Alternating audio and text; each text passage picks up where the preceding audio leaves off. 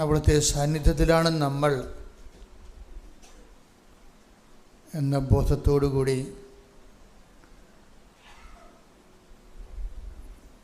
ആരാധനയിലേക്ക് കടന്നു വരാം.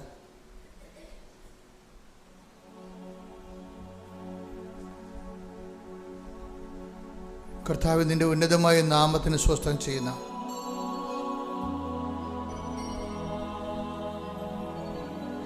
കർത്താവേ, നിന്റെ വിശുദ്ധ പൗരോഹിത്യത്തെ മഹത്വപ്പെടുത്തണമേ.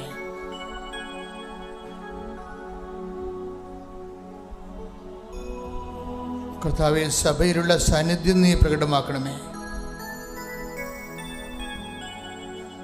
ഓരോ മക്കളും തീർത്ഥാടകരായും ഓൺലൈനിലും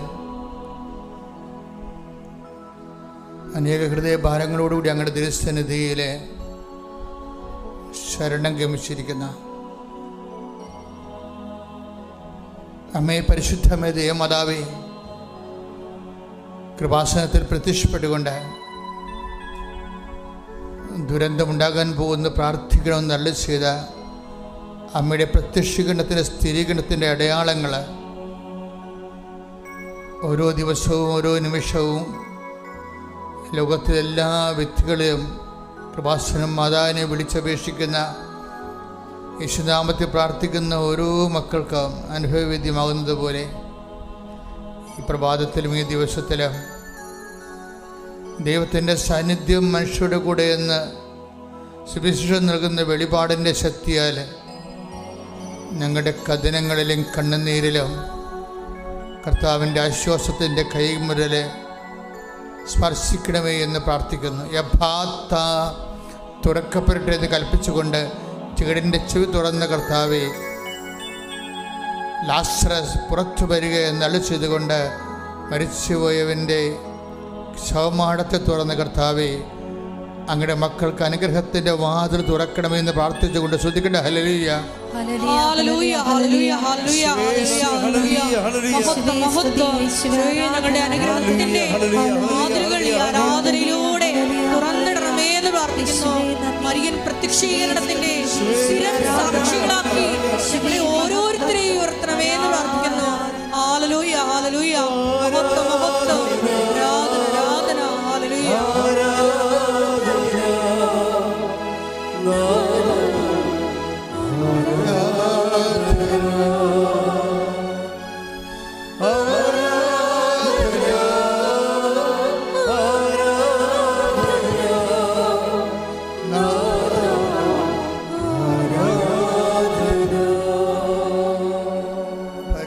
പരമദിവ്യകാരുണ്യത്തിന് ആരാധനയും സ്തുതിയും പുകഴ്ചയും ഉണ്ടായിരിക്കട്ടെ. കർത്താവ് നിന്റെ ഉന്നതമായ നാമത്തിന് സ്വസ്ഥം ചെയ്യുന്ന കർത്താവേ, ദിവ്യകാരുണ്യമേ, ഈശോ ഞങ്ങൾക്ക് വേണ്ടി ക്രൂശിക്കപ്പെട്ടതിൻ്റെയും തിരുവിലാവിൽ മുറിവേറ്റതിൻ്റെയും നീ ഏറ്റുവാങ്ങിച്ച പരിഹാരപൂർണമായ തിരുമരണത്തിൻ്റെയും മഹത്വപൂർണമായ ഉയർത്തെഴുന്നേൽപ്പിൻ്റെ സ്വർഗത്തിൻ്റെ അവശേഷിപ്പായ ദിവ്യകാരുണ്യത്തിൻ്റെ തിരുസന്നിധിയിൽ ഞങ്ങൾ അങ്ങയുടെ തിരുസന്നിധി നിന്നുകൊണ്ട് നിന്റെ നാഥനും രക്ഷകനും ഏറ്റുപറഞ്ഞുകൊണ്ട് സ്തുതിക്കട്ടെ. ഹല്ലേലൂയ,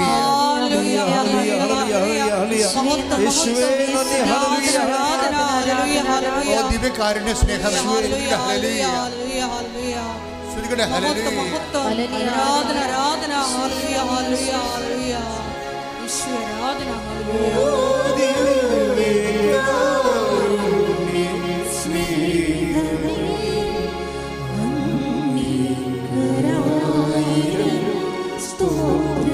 ഒരുമിച്ച് പാടുക എല്ലാവരും.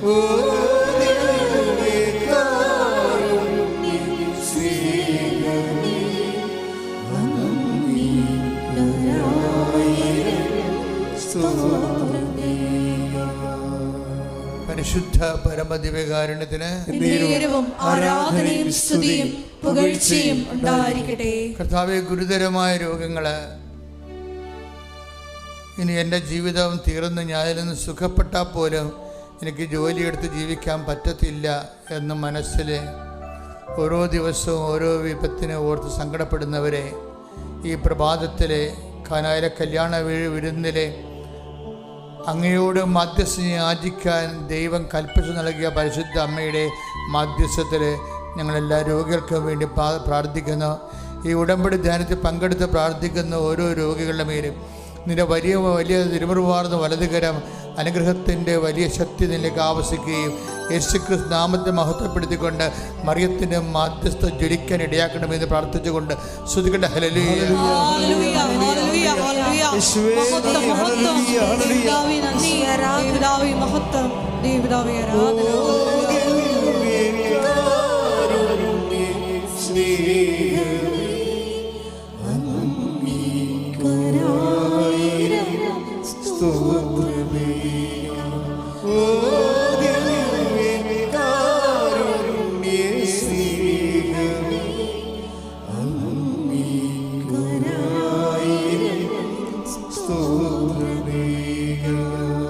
പരിശുദ്ധാത്മാവിൻ്റെ നിറവിലാണ് ഓരോ ആരാധനയിലും നമുക്ക് അനുഭവങ്ങൾ ലഭിക്കുന്നത്. പരിശുദ്ധാത്മാവിൽ ആരാധിക്കുവാനും ആത്മാവിൻ്റെ അഭിഷേകത്തിന് അയോഗ്യതയുണ്ടെങ്കിൽ അത് ഓർത്തുകൊണ്ട് അനുതാപത്തോടെ ദാവീദിനെപ്പോലെ ഞങ്ങൾ പ്രാർത്ഥിക്കുന്ന കർത്താവേ, അങ്ങയുടെ തിരുസന്നിധിയിൽ നിന്ന് ഞങ്ങളെ തള്ളിക്കളയരുതേ, അങ്ങയുടെ പരിപാലനയെ ഞങ്ങൾ എടുത്തു കളയരുതേ. അങ്ങയുടെ പരിശുദ്ധാത്മാവിനാൽ ആരാധനാ സമൂഹത്തെ അഭിഷേകം ചെയ്യണമെന്ന് പ്രാർത്ഥിച്ചുകൊണ്ട് ശ്രദ്ധിക്കട്ടെ. ഹല്ലേലൂയ.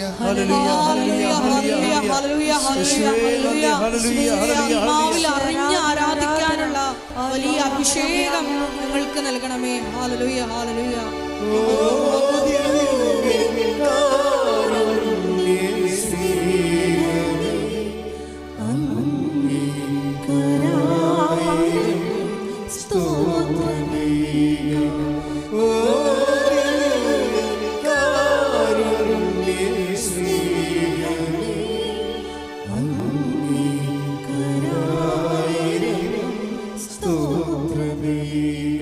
പരിശുദ്ധ പരമദിവ്യകാരുണ്യത്തിന് എന്നേരവും ആരാധനയും സ്തുതിയും പുകഴ്ചയും ഉണ്ടായിരിക്കട്ടെ. അനുതാപമില്ലാത്തവർക്ക് അഭിഷേകമില്ല എന്നുള്ളതാണ് ആരാധനയുടെ അടിസ്ഥാന പ്രമാണം. അനുതാപമില്ലാത്തവർക്ക് അഭിഷേകമില്ല എന്നുള്ളതാണ് ആരാധനയുടെ അടിസ്ഥാന പ്രമാണം. അതുപോലെ തന്നെ ഒരു പ്രമാണമാണ് ദൈവത്തെ സ്നേഹിക്കാത്തവർക്ക് ആരാധിച്ചതൊക്കത്തില്ല. കർത്താവെ, ഈ പ്രഭാതത്തിൽ ഓരോ പ്രഭാതത്തിലും അങ്ങയുടെ ദൈവസ്നേഹം ഞങ്ങളിൽ പുതിയ അഭിഷേകം നൽകുന്നത് പോലെ ഇവിടെ കടന്നു വന്നിരിക്കുന്ന ഓരോ മക്കളിലും ഓൺലൈനിൽ പ്രാർത്ഥിക്കുന്നവരുടെ മേലും ദൈവസ്നേഹത്തിൻ്റെ അരുവിയെ ആരാധനയ്ക്കൊതുക്കിയ ആരാധനയ്ക്ക് പോന്ന ദൈവസ്നേഹത്തിൻ്റെ അരുവിയാൽ ഞങ്ങളെ അഭിഷേകം ചെയ്തുകൊണ്ട് ആരാധിക്കുവാൻ യോഗ്യമാക്കണമെന്ന് പ്രാർത്ഥിച്ചുകൊണ്ട് ശ്രദ്ധിക്കട്ടെ. ഹല്ലേലൂയ.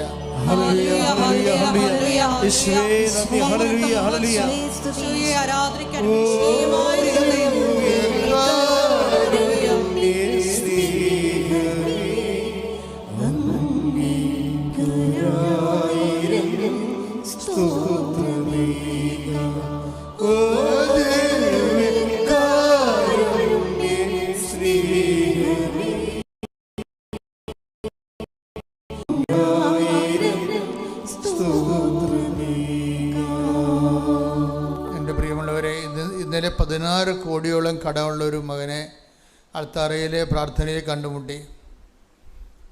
ഇതുപോലെ വളരെ ഗ്രീവിയസ് ആയിട്ടുള്ള, അതുപോലെ തന്നെ ഇന്നലെ പ്രാർത്ഥിക്കാൻ വന്ന ഭർത്താവ് 8 പ്രാവശ്യം വെടിവെച്ച ഒരു ഭാര്യയെ അവളുടെ ഹൃദയത്തിലും നാക്കിലുമൊക്കെ വെടിയുണ്ട ചീറിപ്പോയി പാഞ്ഞതിൻ്റെ ഒരു പ്രത്യേക ഒരു ജീവിയായി നിൽക്കുന്ന അങ്ങനെയുള്ളവരൊക്കെയാണ് അൾത്താറയിൽ വരുന്നത്. അങ്ങനെ അലക്സച്ചനാണ് അവരെ അഭിസംബോധന. ധ്യാനത്തിൻ്റെ സമയം കഴിഞ്ഞായിരുന്നു. അപ്പം ഇതുമാത്രം മനുഷ്യരാണ് കൃപാസ അൾത്താറയിൽ ജീവനോടെ പ്രത്യക്ഷപ്പെട്ട പരിശുദ്ധ അമ്മയുടെ സാന്നിധ്യത്തിലെ, അമ്മയുടെ മാധ്യസ്ഥത്തിലെ ഈശോയിലെ അഭയം പ്രാപിക്കുന്നത്. അവസാനത്തെ അറ്റ കൈ പോലെയാണ് മനുഷ്യർ വരണത്. അങ്ങനെ അറ്റകൈ അവസാനത്തെ അഭയകേന്ദ്രം എന്ന രീതിയിൽ വന്നിട്ടുള്ള അനേകം മക്കൾ, വന്നു പോയിട്ടുള്ളവർ, ഇപ്പോൾ പ്രാർത്ഥിച്ചുകൊണ്ടിരിക്കുന്നവർ, അവരുടെ മേലെല്ലാം സ്വർഗം തുറക്കപ്പെടട്ടെ എന്ന് പ്രാർത്ഥിക്കുന്നു. അവരുടെ കെട്ടുകൾ അഴിയപ്പെടുകയും അവർ സൗഖ്യം പ്രാപിക്കുകയും ദൈവത്തിൻ്റെ ശക്തി മാതാവിൻ്റെ മധ്യസ്ഥ അനുഭവിക്കാൻ ഇടയാക്കി പ്രാർത്ഥിച്ചുകൊണ്ട് ശ്രുതികട ഹല്ലേലൂയ.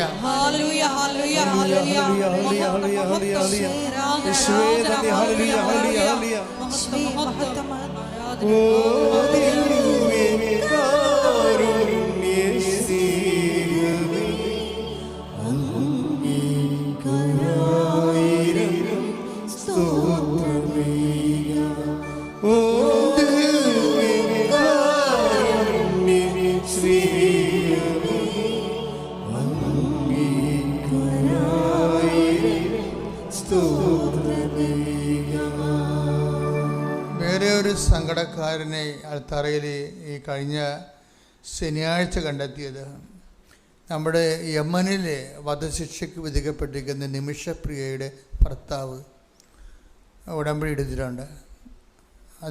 അദ്ദേഹം എന്നെ വന്ന് പറഞ്ഞപ്പോൾ ബ്ലഡ് മണി കൊടുത്തിട്ട് യമൻ സർക്കാർ സ്വീകരിക്കുന്നില്ലെന്നാണ് പറഞ്ഞത്. അവരതിൽ നിന്ന് റിലീവ്ഡ് ആകാനുള്ള പണം കെട്ടിവെച്ചത്, അത് 8 കോടിയോ മറ്റോ എന്തുകൊണ്ടാണ് കെട്ടിവെച്ചിട്ട് പോലും അതിനുള്ള സംവിധാനം ഒരുക്കിയിട്ട് പോലും യമൻ സർക്കാർ അത് സ്വീകരിക്കണില്ല എന്നാണ്. അതാണ് പരിശുദ്ധ അമ്മയുടെ മുമ്പിൽ വെച്ചിരിക്കുന്ന ഈ ആഴ്ചത്തെ ഒരുപക്ഷെ ഏറ്റവും വലിയ നിയോഗം എന്ന് പറയുന്നത്. അങ്ങനെയുള്ള കടുത്ത നിയോഗങ്ങളിലെല്ലാം ഈ ആഴ്ചയിൽ തീരുമാനം ഉണ്ടാകാൻ വേണ്ടി ഇടിമുഴക്കം പോലെ ശ്രുതികട ഹല്ലേലൂയ.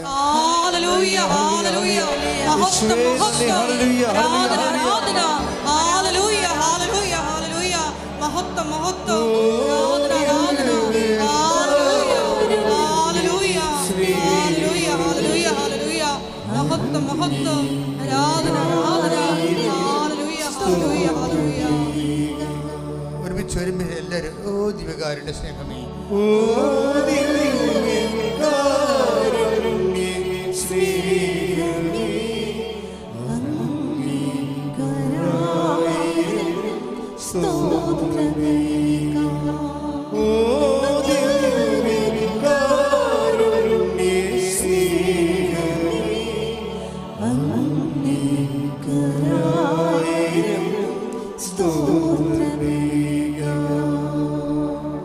ശരിക്കും നമ്മൾ ആരാധനയ്ക്ക് വരുമ്പോൾ ഉടമ്പടിയോടുകൂടി നമ്മുടെ ആരാധനാ ജീവിതം തന്നെ അങ്ങോട്ട് മാറ്റിമറിക്കപ്പെടുകയാണ് ചെയ്യണത്. കഴിഞ്ഞ ദിവസങ്ങളിൽ തലയോലപ്പറമ്പിൽ നിന്ന് ജെയ്മി എന്നും പറഞ്ഞൊരു മോള് സാക്ഷ്യം പറഞ്ഞു. അവർ ലേണഡ് വുമണാണ്. അവരുടെ സാക്ഷ്യങ്ങൾ വളരെ ചിട്ടയായിട്ടും അഭിഷേകസ്നിഗ്ധമായിട്ടാണ് പറയണത്. അപ്പം അവർ പറഞ്ഞത്, ഞാൻ പണ്ട് കുർബാന അർപ്പിച്ചതുപോലെ അല്ല ഇപ്പോൾ കുർബാന അർപ്പിക്കുന്നത്. കാര്യം എന്താണ്? ഉടമ്പടിയിലായി കഴിഞ്ഞപ്പോൾ അവർക്ക് ദൈവമായിട്ട് ഒരു ബന്ധത്തിലായി, സുരക്ഷിതമായ കൃത്യമായ തുളുമ്പാത്ത ഒരു ബന്ധമായി. അപ്പോഴെന്താ മനുഷ്യർക്കുണ്ടാകുന്നത്? മനുഷ്യർക്ക് ആത്മവിശ്വാസം വർദ്ധിക്കും. ആ സഹോദരിയുടെ സാക്ഷ്യം കേട്ടപ്പോഴേക്കും മനസ്സിലായത് ഉടമ്പടി എങ്ങനെയാണ് ഒരു മനുഷ്യനെ ഇങ്ങനെ ചേഞ്ച് ചെയ്യണം എന്നൊക്കെ മനസ്സിലായത്. അപ്പോൾ എനിക്ക് എൻ്റെ മനസ്സിലുണ്ടായിരുന്നൊരു വിഷമമെന്ന് പറയണത്, എല്ലാവർക്കും ഇത് സാധിക്കും, പക്ഷെ ചിലർ ആ വിഷയത്തിൽ മാത്രമാണ് അടിസ്ഥാനപ്പെടുന്നത്. ഉടമ്പടിക്ക് 2 അനുഭവ തലങ്ങളുണ്ട്. ഒന്ന്, നമുക്ക് വിഷയത്തിൽ അടിസ്ഥാനപ്പെടുത്തിക്കൊണ്ട് മുന്നോട്ട് പോകാൻ പറ്റും. നമ്മൾ ഉടമ്പടി നിയോഗം വെച്ചിരിക്കുന്ന വിഷയങ്ങളെ മാത്രം അടിസ്ഥാനപ്പെടുത്തിക്കൊണ്ട് നമുക്ക് മുന്നോട്ട് പോകാൻ പറ്റും. അതിൻ്റെ ഗ്രോത്തുകളെ, അത് നടക്കണുണ്ടോ, എന്തുമാത്രം സ്ലോയാണ് സ്പീഡാണെന്നൊക്കെ പരിശോധിച്ചുകൊണ്ട് ആ നിയോഗങ്ങളെ നിബദ്ധമായിട്ട് നമുക്ക് മുന്നോട്ട് പോകാൻ പറ്റും. അപ്പോൾ വരുന്നൊരു വിഷയം നമ്മുടെ വിഷയബന്ധിയായിട്ട് മാറും. അപ്പോൾ കുറച്ച് കഴിയുമ്പോൾ ദൈവവും നമ്മളുമായിട്ടുള്ള ബന്ധം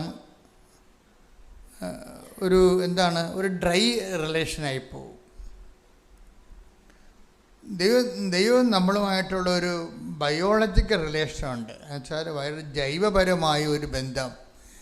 അത് വന്നാലേ നമ്മൾ വിചാരിക്കുന്ന രീതിയിലല്ല ഈ സംഭവം പോകാൻ പോണത്. എനിക്കിപ്പോഴും മനസ്സിലാക്കുന്ന ഉടമ്പടിയുടെ ഒരു 10% സാധ്യതകൾ മാത്രമേ ഇപ്പോഴും സാക്ഷ്യം പറഞ്ഞ് ആൾക്കാർക്ക് അനുഭവിക്കാൻ ഇടയായിട്ടുള്ളതെന്നുള്ളതാണ്. ഉടമ്പടിയുടെ ഒരു 10% സാധ്യതകൾ മാത്രമേ മനുഷ്യൻ ഇപ്പോഴും സാച്ചുറേറ്റ് ചെയ്തിട്ടുള്ളത്, സാക്ഷാത്കരിച്ചിട്ടുള്ളത്. എന്ന് വെച്ചാൽ ഇതിൻ്റെ കാരണം ഇതിൽ ഇൻവെസ്റ്റ് ചെയ്യുന്ന വ്യക്തികളുടെ ആത്മീയ നിലവാരം അനുസരിച്ച് കൊണ്ടാണ് ഈ ഉടമ്പടിയുടെ ദൈവാനുഭവ സാധ്യത എന്ന് പറയുന്നത്. അപ്പം ആരെങ്കിലും തുനിഞ്ഞു കെട്ടി എൻ്റെ വിഷയത്തെക്കാൾ വലുത് എനിക്കെൻ്റെ ദൈവമാണെന്ന് ചിന്തിച്ചാൽ 50% പ്രീമിയം ആയിട്ടാണ് ഈ സാധനം ഡെവലപ്പ് ചെയ്ത് വരുന്നത്. എൻ്റെ വിഷയത്തെക്കാൾ വലുത് എനിക്കെൻ്റെ ദൈവമാണ് എന്ന് പറഞ്ഞു നോക്കിയേ. എൻ്റെ വിഷയത്തെക്കാൾ വലുത് എനിക്ക് എൻ്റെ ദൈവമാണ്. ദൈവമാണ് എൻ്റെ വിഷയം, ദൈവമാണ് എൻ്റെ വിഷയം. അങ്ങനെ വന്നു കഴിഞ്ഞാൽ അത് നിങ്ങൾക്ക് അച്ഛൻ പറഞ്ഞു തരുന്നതുകൊണ്ടല്ല, ആന്തരികമായിട്ടൊരു അഭിഷേക വിധി പ്രകാരം ബോധ്യത്തിലേക്ക് വന്നു കഴിഞ്ഞാൽ ഭയങ്കര ചേഞ്ച് വരും. ഇപ്പം കഴിഞ്ഞ ദിവസങ്ങളിൽ ഞാൻ ഒരു വൈദികൻ്റെ ടോക്ക് കേട്ട്. അങ്ങനെ സ്വാഭാവികമായിട്ട് റീൽസൊക്കെ നോക്കുമ്പോൾ കാണുന്നതാണ്. അപ്പോൾ വൈദികൻ്റെ ടോക്ക് എന്ന് പറഞ്ഞാൽ അദ്ദേഹം പറഞ്ഞു, എനിക്ക് ഭയങ്കര ഇച്ഛാഭംഗം വന്നിരുന്നു. വൈദികരുടെ പോലും ഗതികേട് ഇതാണല്ല എന്ന് ഓർത്തിട്ട്. എന്താ വെച്ച് കഴിഞ്ഞാൽ ഇദ്ദേഹം പറയണത്, ഇദ്ദേഹം കേരളത്തിൽ സ്വാധീനിക്കുന്ന ഒരു ധ്യാനഗുരുവാണ്, കരിസ്മാറ്റിക് ധ്യാനഗുരുവല്ല. അപ്പം അദ്ദേഹം പറയണത്, എനിക്ക് ഈ കരിസ്മാറ്റിക് മേഖലയോട് ഞാനൊരു റെസ്പെക്റ്റബിൾ ഡിസ്റ്റൻസ് കീപ്പ് ചെയ്യുന്ന ആളാണെന്ന്. കരിസ്മാറ്റിക് മേഖലയോട് ഞാനൊരു ബഹുമാനപൂർവമായ ഒരു അകലം കീപ്പ് ചെയ്യുന്ന ആളാണ്. അത് അദ്ദേഹം നല്ല ഭംഗിയുള്ള ഭാഷ ഉപയോഗിക്കുന്ന ആളാണ്. എന്നിട്ട് അതിന് കാരണം പറയണത്, ഈ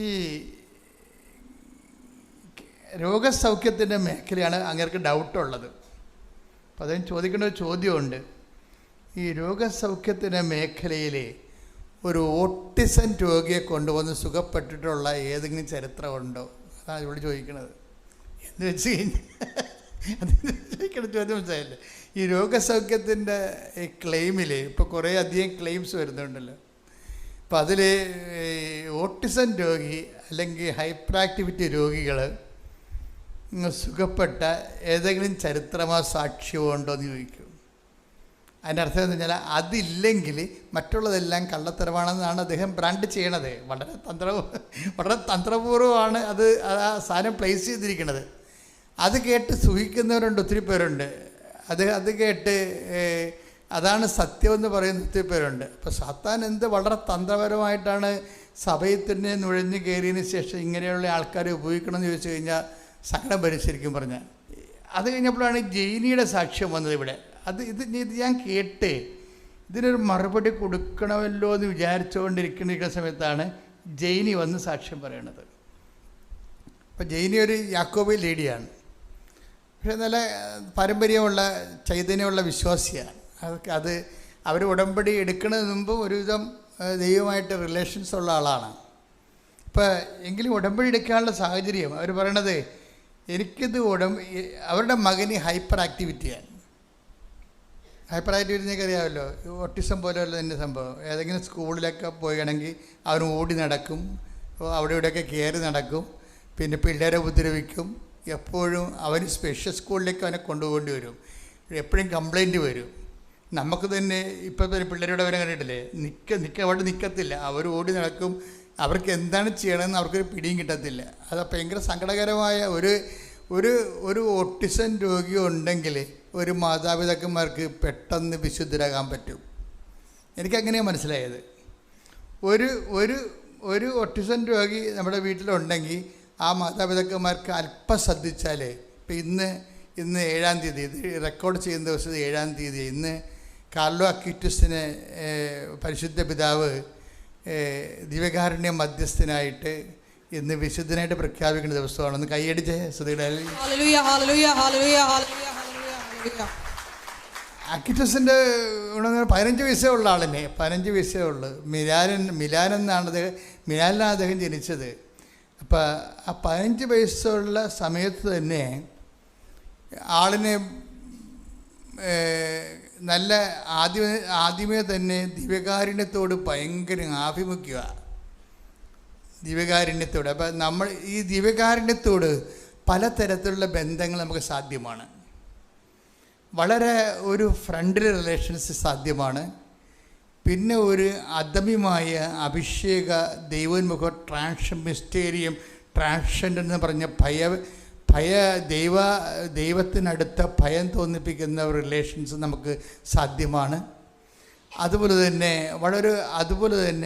വളരെ അഭിഷേകസിദ്ധമായിട്ടൊരു ആരാധനാപൂർവമായ സാക്ഷ്യവും ഒരു ലവ് ദൈവസ്നേഹത്തിൻ്റെ തന്നെ ഏറ്റവും സ്പർശ്യമായ ഒരു മൗന മനനധ്യാനത്തിനും കണ്ടംപ്ലേഷനും ഒക്കെ ദിവ്യകാരുണ്യം വല്ലാത്ത സാധ്യതകളാണ് ആരാധന ലോകത്തുണ്ടാക്കിയത്. അപ്പോൾ അക്വിറ്റസിന് ഈ ആരാധനയോട് ഭയങ്കര കമ്പമാണ് ദിവ്യകാരുണ്യം. അക്വിറ്റസിൻ്റെ ഹോബി എന്ന് പറഞ്ഞതെന്ന് വെച്ച് കഴിഞ്ഞാൽ കമ്പ്യൂട്ടർ ഒരു വെബ്സൈറ്റ് ഉണ്ടാക്കി വെച്ചിട്ടുണ്ട്. തന്നെത്താൻ ഉണ്ടാക്കിയതാണ്. കമ്പ്യൂട്ടർ വെബ്സൈറ്റ് ഉണ്ടാക്കിയിട്ട് അതുകൊണ്ടാണ് ഫ്രാൻസിസ് മാർപ്പാപ്പ അക്വിറ്റസിനെ വാഴ്ത്തപ്പെട്ടവനായിട്ട് പ്രഖ്യാപിച്ചു കഴിഞ്ഞപ്പോഴും ഫ്രാൻസിസ് മാർപ്പാപ്പ പറഞ്ഞെന്താണെന്നറിയാമോ? നമ്മുടെ ഇൻ്റർനെറ്റിൻ്റെ വിശുദ്ധനാണെന്നാണ്. കൈയടിക്കടെ. ഹല്ലേലൂയ, ഹല്ലേലൂയ, ഹല്ലേലൂയ. ഒരു കാലം ചേഞ്ച് ചെയ്തപ്പോൾ നമുക്ക് നല്ല വിശുദ്ധന്മാരെ കൂടി കിട്ടുകയാണ്. ആ കാലത്തിന് പറ്റിയ വിശുദ്ധന്മാരെ കിട്ടുകയാണ്. അപ്പോൾ എന്താണ് വിഷയം വെച്ചാൽ അക്വിറ്റസ് എപ്പോഴും ദിവ്യകാരുണ്യത്തെക്കുറിച്ച് തന്നെ ചിന്തിക്കും, എപ്പോഴും ആലോചിക്കും. എന്നിട്ട് ദിവ്യകാരുണ്യത്തിൽ നടന്നിട്ടുള്ള അത്ഭുതങ്ങളെല്ലാം കളക്ട് ചെയ്യും. ലോകത്തെവിടെയെല്ലാം 100, 104, 128 അത്ഭുതങ്ങൾ നടന്നിട്ടുണ്ട് ദിവ്യകാരുണ്യം ബ്ലഡായിട്ട് മാറണതും ദിവ്യകാരുണ്യം മാംസമായിട്ട് മാറണതും. അങ്ങനെ ഓരോരോ കാലത്ത് ഞാൻ തന്നെ എനിക്ക് ഇവിടെ 2-3 ദിവ്യകാരുണ്യ അനുഭവങ്ങളുണ്ടായി. അതായത് ഞാനൊരു വാടക്കേ പള്ളിയിലിരിക്കുന്ന കാലത്ത്, അതായത് 2003 കാലഘട്ടമാണ്. അപ്പോൾ നമ്മൾ കൃപാസന ധ്യാനത്തിൽ എപ്പോഴും ദിവ്യകാരുണ്യം ഉണ്ടാകുമല്ലോ, എനിക്കറിയാമല്ലോ. ദിവ്യകാരുണ്യം ഇല്ലാത്തൊരു ആരാധനയും ഉണ്ടാകത്തില്ല. അപ്പോൾ എന്താണെന്ന് വെച്ചാൽ ഈ അവിടെ ഒരു ചേടത്തി, ഞാനൊരു സ്ഥലത്ത് ഒരു കുരിശ് പേരെ വെഞ്ചരിക്കാൻ പോയി. ലതീഞ്ഞ നടത്താൻ പോയി. ലിറ്റനി ഇല്ലേ, നമ്മൾ കൊന്തയിൽ പ്രാർത്ഥിക്കുന്ന ലിറ്റനി, ലിറ്ററജിക്കൽ രൂപമാണത്. അത് പാടി പ്രാർത്ഥിച്ച് ധൂപിച്ച് പ്രത്യേക പ്രാർത്ഥനയിൽ നമ്മുടെ ജവമാരുടെ ഭാഗമായിട്ട് ആൾക്കാർ ആഘോഷമായിട്ട് നടത്തുന്ന ശുശ്രൂഷയാണ്. അപ്പോൾ ഞാൻ ലിറ്റനി നടത്താൻ വേണ്ടി ചെന്നപ്പോൾ അപ്പോൾ രണ്ട് സഹോദരികൾ വന്ന് എന്നെ കണ്ടച്ചും പറഞ്ഞ് ലിറ്റനി കഴിഞ്ഞു. അപ്പം ഞാൻ ഇങ്ങനെ പോരാൻ വേണ്ടി പള്ളിയിലോട്ട് പോരാൻ വേണ്ടി നിൽക്കുമ്പോൾ 2 സഹോദരി വന്നിച്ചും പറഞ്ഞു, അച്ഛൻ്റെ അമ്മ കിടപ്പായിപ്പോയി, അച്ഛൻ അറിഞ്ഞാന്ന് ചോദിച്ചു. അച്ഛൻ്റെ അമ്മ കിടപ്പായിപ്പോയി, അച്ഛൻ അറിഞ്ഞാന്ന് ചോദിച്ചു. അപ്പോൾ എനിക്കാണെങ്കിൽ ആരെയാണ് ഉദ്ദേശിക്കണമെന്ന് പിടിയില്ല. ഞാനെല്ലാം അമ്മച്ചിന്നാണ് എല്ലാവരെയും വിളിക്കണത്, പ്രായമുള്ളവരെല്ലാവരെയും. അപ്പോൾ ആരെയും ഉദ്ദേശിക്കണമെന്ന്. അപ്പോൾ ഞാനത് അവരെ ഞാൻ അറിയത്തില്ലെന്ന് പറയണത് അവർക്കൊരു ക്ഷീണമല്ലേ. അതുകൊണ്ട് ഞാൻ മിണ്ടാതെ അവരുടെ കൂടെ പോയി. അവിടെ വീട്ടിലോട്ട് പോയപ്പോൾ ഉണ്ടല്ലോ ഒരു വലിയ, അതായത് ഞാൻ എപ്പോഴും കുർബാന കഴിഞ്ഞിട്ട് ഇരുന്ന് പ്രാർത്ഥിക്കുന്ന ഒരു സ്ഥലമുണ്ട്. എല്ലാ കുർബാനയും കഴിഞ്ഞിട്ട് കുർബാന കഴിയുമ്പോൾ നന്ദി പ്രകാശിപ്പിക്കാൻ വേണ്ടി ഇരിക്കണ ഒരു ചെയർ അവിടെ ഉണ്ട്, ഒരു തൂണുണ്ട് ആൾത്താരുടെ വാതിക്കൽ. ആൾത്താരുടെ വാതിക്കലുള്ള തൂണിൻ്റെ അടുത്ത് ഒരു കസേര ഇട്ടിട്ടുണ്ട്. അപ്പോൾ എനിക്കിരിക്കാൻ വേണ്ടി അവിടെ. അപ്പോൾ ഞാൻ കുർബാന കഴിയുമ്പോൾ അവിടെ പോയി ഇരിക്കും. അപ്പോൾ ഈ അമ്മച്ചി അവിടെ ഉണ്ടാവും. അപ്പോൾ അമ്മച്ചി അവിടെ ഉണ്ട്. അമ്മച്ചിയുടെ കസേരയുടെ അരിയിലാണ് മുട്ട് കുത്തുന്നത്. അപ്പോൾ ഞാൻ അവിടെ പോയി ഇരിക്കുമ്പോൾ എൻ്റെ പ്രാർത്ഥന കഴിയുമ്പോൾ ഞാൻ അമ്മച്ചിയോട് വല്ല കുശലമൊക്കെ ചോദിക്കും, വീട്ടിലെ വിശേഷമൊക്കെ ചോദിക്കും. അപ്പോൾ അമ്മച്ചി എന്നെ മകനായിട്ടാണ് കണ്ടിരിക്കുക, വീട്ടിൽ കൊണ്ട് അവതരിപ്പിച്ചിരിക്കുന്നത് അങ്ങനെയാണ്. പക്ഷേ ആൾ പെട്ടെന്ന് പ്രഷർ അടിച്ച് വീണുപോയി. ആളെ 10-70 വയസ്സുണ്ടേ. നടന്ന് കുർബാനയ്ക്ക് വേണ്ടി എല്ലാ ദിവസവും വരും. കുർബാനയ്ക്ക് വേണ്ടി എല്ലാ ദിവസവും ഞാൻ 5:30 പള്ളി ചെല്ലുമ്പോൾ ഇവരുണ്ടാവും അവിടെ. അതേത് മഴയായാലും ശരി, ഏത് മഴയായാലും എന്ത് മഞ്ഞായാലും ശരി, 5:30 ഞാൻ പള്ളി ചെല്ലുമ്പോൾ ഇവരുണ്ടാവും അവിടെ. അവർ ഒറ്റക്കാണെങ്കിലും വീട്ടിൽ നിന്ന് കുറച്ച് അവിടെ വീട്ടിൽ നിന്ന് പള്ളിയിലോട്ട് നടന്ന് പറഞ്ഞാൽ കുറേ പോരണമേ, പട്ടിക്കൊക്കെ പിടിക്കും മിക്കവാറും ഉച്ചയ്ക്ക് വെളുപ്പിനൊക്കെ ആണെങ്കിൽ. എങ്കിലും അവർ ആ സമയത്തുണ്ടാവും. അപ്പോഴും എനിക്കത് ഭയങ്കര വിഷമമായി. കാര്യം എന്ന് വെച്ച് കഴിഞ്ഞാൽ ഞാൻ അറിഞ്ഞില്ല ഇവരെ ഈ ദിവസം കാണാത്തൊന്നും ഞാൻ പല തിരക്കിപ്പെട്ടത് കാരണം അവർ വന്നോ പോയോ ഒന്നും ഞാൻ അറിയണില്ലല്ലോ. ആളെ കണ്ടപ്പോൾ എനിക്ക് വിഷമം തോന്നി. അപ്പം ഞാൻ എന്ത് വെച്ച് കഴിഞ്ഞാൽ ഞാനുടനെ പറഞ്ഞ് കുർബാന കൊടുക്കാൻ പറ്റുമോ അച്ഛന്ന് അവർ പിള്ളേരോട് ചോദിച്ചു. മരുമക്കളാണ്. അപ്പോൾ കുർബാന കൊടുക്കാൻ പറ്റാന്ന് വെച്ചാൽ അവർക്ക് ആളിന് വലിയ ബോധമില്ല. വലിയ ബോധമില്ല, ബോധമേ ഇല്ല. അതാണ് കാര്യം. പ്രഷർ അടിച്ചിട്ട് ഈ ഭക്ഷണമൊക്കെ ട്യൂബിലൂടെയാണ് കൊടുക്കണതേ. അപ്പോൾ ആളിന് ബോധമേ ഇല്ല. പക്ഷേ എനിക്ക് ഭയങ്കര സങ്കടം. എന്താ കാര്യം വെച്ചാൽ ഇവർ ഇങ്ങനെ മരിച്ചു പോവുകയാണെങ്കിൽ ഇത്രയും കുർബാനയെന്ന് പറഞ്ഞ് കെട്ടിപ്പിടിച്ച് ജീവിച്ചിട്ട് അവസാനം കുർബാന സ്വീകരിക്കാതെ മരിക്കേണ്ട അവസ്ഥ വന്നാലും അതും ഒരു ലോജിക്കല്ല. അപ്പോൾ ഞാൻ പറഞ്ഞു, എനിവേ എന്തായാലും ശരി, ഇവർക്കെല്ലാം ബോധമില്ലാതുള്ളൂ, ഈശോയ്ക്ക് ബോധമുണ്ടല്ല. ഞാൻ അങ്ങനെ ചിന്തിച്ചത്, പ്രാക്ടിക്കലാണ് ചിന്തിച്ചത്. അപ്പം ഞാൻ ചെന്ന് മഠത്തിൽ പോയി കുർബാന എടുത്തുകൊണ്ട് വന്നു. അപ്പോൾ കുർബാന ഒന്നും നമുക്ക് കൊടുക്കാൻ പറ്റത്തില്ല, കുർബാന ഇറങ്ങത്തില്ല. അപ്പം അതുകൊണ്ട് ഞാനീ നഖത്തോളം ഉള്ള വീതിയിൽ തരിയിലാണ് കുർബാന എടുത്തത്. ഇത്തിരി ചെറിയ, അത് വളരെ ഒരു ചെറിയ ചെറിയ ഒരു കഷ്ണം, കണ്ണിന് പിടിക്കാവുന്ന രീതിയിലുള്ള ഒരു കഷ്ണം എടുത്ത് കൊണ്ടുവന്നു. കാര്യം ഈ ട്യൂബിലൂടെ, ഈ വായിലൂടെ ബോധമില്ലാത്ത ആളിൻ്റെ വായിൽ ഇതുകൊണ്ട് വെച്ചാൽ അവർ ഇറക്കത്തില്ല. ഇവിടെ എല്ലാം ഇങ്ങനെ മരവിച്ചിരിക്കുക, ഇറക്കത്തില്ല.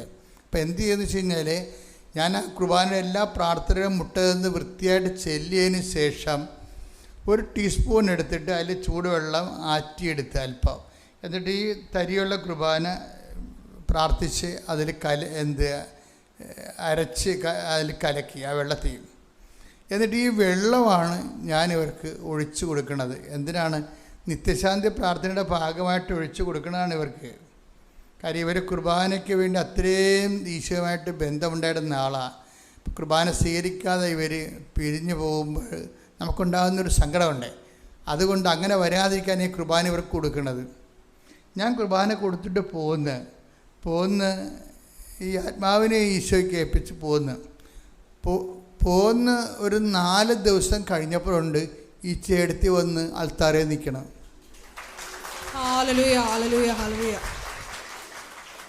അതാണ് കുർബാന എന്ന് പറയുമ്പോൾ. അതാണ് കുർബാന. നമുക്കൊന്നും വിധി കൽപ്പിക്കാൻ പറ്റത്തില്ല. അനന്തമായ സാധ്യതയാണ് കുർബാന എന്ന് പറയണത് നമ്മുടെ മുമ്പിൽ. ഒന്ന് ശ്രദ്ധിക്കട്ടെ. ഹല്ലേലൂയ. വിഷയം ഇപ്പം ജെയ്മിയുടെ വിഷയമാണ് പറഞ്ഞുകൊണ്ടിരിക്കുന്നത്. ഇപ്പം ജെയ്മിയെ സംബന്ധിച്ചിടത്തോളം ഈ ഉടമ്പടിയിലാണെന്ന് പറഞ്ഞാൽ ആൾ ഫുള്ളായിട്ട് ഉടമ്പടിയിലാണ്. ജീവിതവും പ്രവർത്തനവും ഉടമ്പടിയിലാണ്. ഇപ്പം കുർബാനയ്ക്ക് കൂടുന്ന സമയത്ത് പറയണത് ഞാനിങ്ങനെ കരഞ്ഞോണ്ടേ ഇരിക്കുമെന്ന് പറയണം. കുർബാന അത് ശരിയാണ്. കുർബാനയുടെ സത്ത മനസ്സിലാക്കി കഴിഞ്ഞാൽ ഈശോ നമുക്ക് വേണ്ടി അനുഭവിച്ച ആത്മസമർപ്പണത്തെക്കുറിച്ചും അനുഭവിച്ച പീഡാസഹനങ്ങളെക്കുറിച്ചും മാനസിക സംഘർഷങ്ങളെക്കുറിച്ചും ഒക്കെ നമ്മൾ ചിന്തിച്ച് അതിനെയാണ് കുർബാനയാക്കിയിരിക്കുന്നത്. അതിനെയാണ് ഓർമ്മയ്ക്കായി ചെയ്യാൻ പറയുന്നത്. ആ ഓർമ്മ അനുഷ്ഠിക്കുമ്പോൾ നമ്മൾക്ക് ഉണ്ടാകുന്ന അഭിഷേകവും ആത്മബന്ധവും എന്ന് പറയുന്നത് ചിന്തിക്കാനാവാത്ത ഒരു ആത്മീയ അനുഭൂതിയാണ്. ഉടമ്പടിയിലുള്ള എല്ലാ മക്കൾക്കും ഉണ്ടാകും. ഉടമ്പടിയിലുള്ള മക്കൾ കുർബാന കൂടുമ്പോൾ വളരെയേറെ ശ്രദ്ധിക്കണം. കാര്യം എന്താണ്? അവർ മറ്റുള്ളവരെക്കാൾ മാതാവിൻ്റെ മധ്യസ്ഥതയിൽ ദൈവത്തിരുസന്നിധിയിൽ സുവിശേഷം ജീവിക്കുന്നവരാണ്. സുവിശേഷം ജീവിക്കുന്നവർ കുർബാന കൂടിക്കഴിയുമ്പോൾ അതിൻ്റെ അഭിഷേകം എന്ന് പറയുന്നത് ഉന്നതമായ അഭിഷേകമാണ്. അതുകൊണ്ടാണ് പറയുന്നത്, ഞാൻ പണ്ടേ കുർബാന നല്ലവണ്ണം കൂടുന്ന ആളായിരുന്നു. പക്ഷേ ഉടമ്പടി എടുത്തപ്പോൾ ഞാൻ കുർബാനയുടെ സമയത്ത് പണ്ടൊക്കെ പല കാര്യങ്ങളെക്കുറിച്ചും കുർബാന കഴിഞ്ഞ് ചെയ്യേണ്ട കാര്യങ്ങളെക്കുറിച്ച് ഞാൻ ചിന്തിക്കുമായിരുന്നു. ഇപ്പോഴും ഞാൻ ഒറ്റ നിപ്പാണ്. അതാണ് വ്യത്യാസം. ഉടമ്പടി എടുക്കണമെങ്കിൽ ഞാൻ കുർബാന കൂടുമായിരുന്നു. ജെയ്മി അങ്ങനെ പറയണത്. പക്ഷേ ഞാൻ കുർബാനയുടെ ഇടയ്ക്ക് ഞാൻ കുർബാന കഴിഞ്ഞ് ചെയ്യേണ്ട കാര്യങ്ങളൊക്കെ കുറിച്ച് ചിന്തിക്കും. പക്ഷേ ഉടമ്പടിയിലായി കഴിഞ്ഞപ്പോൾ ദൈവത്തെ ആഴമായി മനസ്സിലാക്കി കഴിഞ്ഞപ്പോൾ ഞാനിപ്പോഴേ മുഴുവനും 100% കുർബാനയിലങ്ങനെ മുഴുകയാണ് നിൽക്കണമെന്നാണ്. ഓരോ വാക്കിലും ഓരോ പാട്ടിലും ഓരോ പ്രവർത്തനങ്ങളിലും. കാര്യം എല്ലാ രീതിയിലുമുള്ള കുർബാനകളിലെല്ലാം വളരെ ശക്തമായ ദൈവസാന്നിധ്യത്തിൻ്റെ പാട്ടുകളുണ്ട്. അപ്പം അതൊക്കെ നിങ്ങൾ കേൾക്കുമ്പോൾ തന്നെ അതിൻ്റെ കൂടെ ഏത് റൈറ്റിലെ കുർബാനയ്ക്കാണ് പങ്കെടുക്കുന്നത് അതിൻ്റെ കൂടെ അങ്ങ് പാടുകയും പ്രാർത്ഥിക്കുകയും മൗനമായി. ഇപ്പോൾ ലാറ്റിൻ കുർബാന മാസത്തിനൊക്കെ ആണെങ്കിൽ മൗനമായ സമയങ്ങളുണ്ട്. കുർബാന സ്വീകരിച്ചു കഴിഞ്ഞാൽ പിന്നെ സേക്രഡ് സൈലൻസ് എന്ന് പറയും. അത് വല്ലാത്തൊരു സമയമാണ്. അതുപോലെ തന്നെ നമ്മൾ കുർബാന തുടങ്ങാൻ തീരത്തും ഒരു സൈലൻസ് ഉണ്ട്. അനുതാപത്തിൻ്റെ, നിശബ്ദതയുടെ, ബഹളം ഇല്ലാതെ മനുഷ്യൻ ദൈവമായിട്ട് കണ്ടുമുട്ടുന്നുമ്പോഴുള്ളൊരു ഹോംവർക്കാണ് ആ ടൈം. ദൈവമായിട്ട് കണ്ടുമുട്ടിക്കഴിഞ്ഞുള്ള ദൈവത്തോടുള്ള മനസ്സിൻ്റെ സംവേദനങ്ങളാണ് അവസാനത്തെ സേക്രഡ് സൈലൻസ് എന്ന് പറയുന്നത്. അപ്പോൾ ഇതെല്ലാം ദൈവം നമുക്ക് നൽകിയിരിക്കുന്നത് ആവുന്ന വിധത്തിലെല്ലാം ദൈവമായിട്ട് മനുഷ്യൻ ജീവിക്കാനാണ്. നമുക്ക് പലപ്പോഴും പറ്റുന്നൊരു വിഷയം, ദൈവമായിട്ട് നമ്മൾ ഗുരുതരമായൊരു ജീവിതമില്ല, പിന്നെ ഒരു ആചാര അനുഷ്ഠാന പ്രകാരമുള്ളൊരു കാട്ടിക്കൂട്ടലും ഉള്ള സാങ്കേതികതകളാണ് ഉള്ളത്. അപ്പം ആ ഒരു ലെവല് നിങ്ങൾ ചേഞ്ച് ചെയ്യണം. ഒന്ന് പ്രാർത്ഥിക്കുക. കർത്താവായ ദൈവമേ, ആഴമായ ആത്മബന്ധത്തോടെ കാർലോ അക്യൂറ്റസിനെ പോലെ പരിശുദ്ധ കുർബാനയുടെ ധ്യാനത്തോഴനാകാൻ എന്നെ അനുഗ്രഹിക്കണമേ. ഇത്രയും പെരുവിരിപ്പുള്ള, ഇത്രയും സ്കൂളിലൊന്നും ഇരുത്താൻ കൊള്ളാത്ത ഹൈപ്പർ ആക്ടിവിറ്റിയും ഓട്ടിസ ലക്ഷണങ്ങളൊക്കെ ഉള്ള ഈ മകനെയും കൊണ്ട് 6 മാസം കഴിയുമ്പോൾ വീണ്ടും ഈ ഡോക്ടറുടെ അടുത്ത് ചെല്ലും. അപ്പോൾ ഇവനെ കാണുമ്പോൾ ഡോക്ടർ ചോദിക്കും, ഇപ്പം മരുന്നെല്ലാം കൃത്യമായിട്ട് കൊടുക്കുന്നുണ്ടല്ലോ അല്ലേന്ന് ചോദിക്കും. അപ്പോൾ ജെയ്മി പറയും, ഡോക്ടർ തന്ന മരുന്നൊന്നും കൊടുത്തിട്ടില്ല. കൊടുത്തില്ലേ? പിന്നെ കൊച്ചിങ്ങനെ സുഖപ്പെട്ട് നിൽക്കണില്ല എന്ന് പറയും. അപ്പം ഞാനൊരാളെ കണ്ടുമുട്ടി ഡോക്ടർ എന്ന് പറയും. ആരാണ്? ഈശോനോട് പറയാൻ അധികാരമുള്ള ഒരാളെ കണ്ടുമുട്ടിയെന്ന്. ആ സാക്ഷ്യത്തിൻ്റെയൊക്കെ പോക്ക് കണ്ടില്ലേ? ഞാനൊരാളെ കണ്ടുമുട്ടിയെന്ന്. ആരെയാണ്? മാതാവിനെ കണ്ടുമുട്ടിയ കാര്യം പറയണം. എന്നിട്ട് ജെയ്മി അതൊക്കെ പറഞ്ഞ ഒരു കാര്യമുണ്ട്. അമ്മയെ എനിക്ക് പുതിയ ആളല്ല, ഞാൻ കോൺവെന്റ് സ്കൂളിലാണ് പഠിച്ചത്, എനിക്ക് അമ്മേനെ അറിയാം. അപ്പോൾ എൻ്റെ മനസ്സ് പറഞ്ഞ്, നമ്മൾക്ക് അമ്മേനെ എല്ലാവർക്കും അറിയാം, പക്ഷേ നമ്മൾ അറിയാത്ത അമ്മയാണ് കൃപാസനത്തിലത്. അത് വേറെ ഒരു ലെവലാണത്. കാര്യം എന്ന് വെച്ച് കഴിഞ്ഞാൽ ദുരന്തം ഉണ്ടാകാൻ പ്രാർത്ഥിക്കണമെന്നാണ് 2004 ഡിസംബർ 7 അമ്മയുടെ പ്രത്യക്ഷ പറയണത്. അത് സിൽവർ ഗ്രേയിൽ സമയഘടികാരം നെഞ്ചിൽ ചാർത്തിയിട്ട്, അപ്പോൾ ദുരന്തം ഒരു വിഷയം, ഒരു വ്യക്തി ഒരു ദുരന്തം അനുഭവിച്ചാൽ അതിന് ലോകത്ത് പ്രാർത്ഥിക്കാനുള്ള ഏക ഇടമാണ് കൃപാസനം. അതാണ് കൃപാസനം മാതാവ്. അപ്പം നിനക്ക് ദുരന്തമായിട്ട് തോന്നണം അത്. പക്ഷെ നീ ഈ ജെയ്മിയെപ്പോലെ തന്നെ ഇതുപോലെയുള്ള അനേകം മക്കളുണ്ട്. വെച്ച് കഴിഞ്ഞാൽ അതുപോലെ തന്നെ ഉടമ്പടി എന്തുമാത്രം ദൈവസ്നേഹത്തോടെയാണ് പറയണത്. ഞാൻ എൻ്റെ മകനെ സുഖപ്പെടുത്തണമെന്ന് അമ്മയോട് പറഞ്ഞിട്ടില്ല. അതാണ് പറയണത്. ഞാൻ എൻ്റെ മകനെ സുഖപ്പെടുത്തണമെന്ന് അമ്മയോട് പറഞ്ഞിട്ടില്ല. ഞാൻ അമ്മയോട് പറഞ്ഞത്, അവൻ വളർന്നു വരികയാണ്, അവൻ്റെ കാലത്ത് അവന് ജീവിക്കാൻ പറ്റുന്ന ഒരു സാഹചര്യം ഉണ്ടാകണം. വളരെ മിനിമമാണ് ആഗ്രഹിക്കുന്നത്. എന്ന് വെച്ചാൽ നാട്ടുകാർ അവനെ കൈവെക്കരുത്, അവന് ജീവിച്ചു പോകണം. മിനിമമാണ് ഞാൻ ചോദിച്ചത്. അമ്മ തന്നത് മാക്സിമം ആണെന്ന്. ശ്രുതികട ഹല്ലേലൂയ.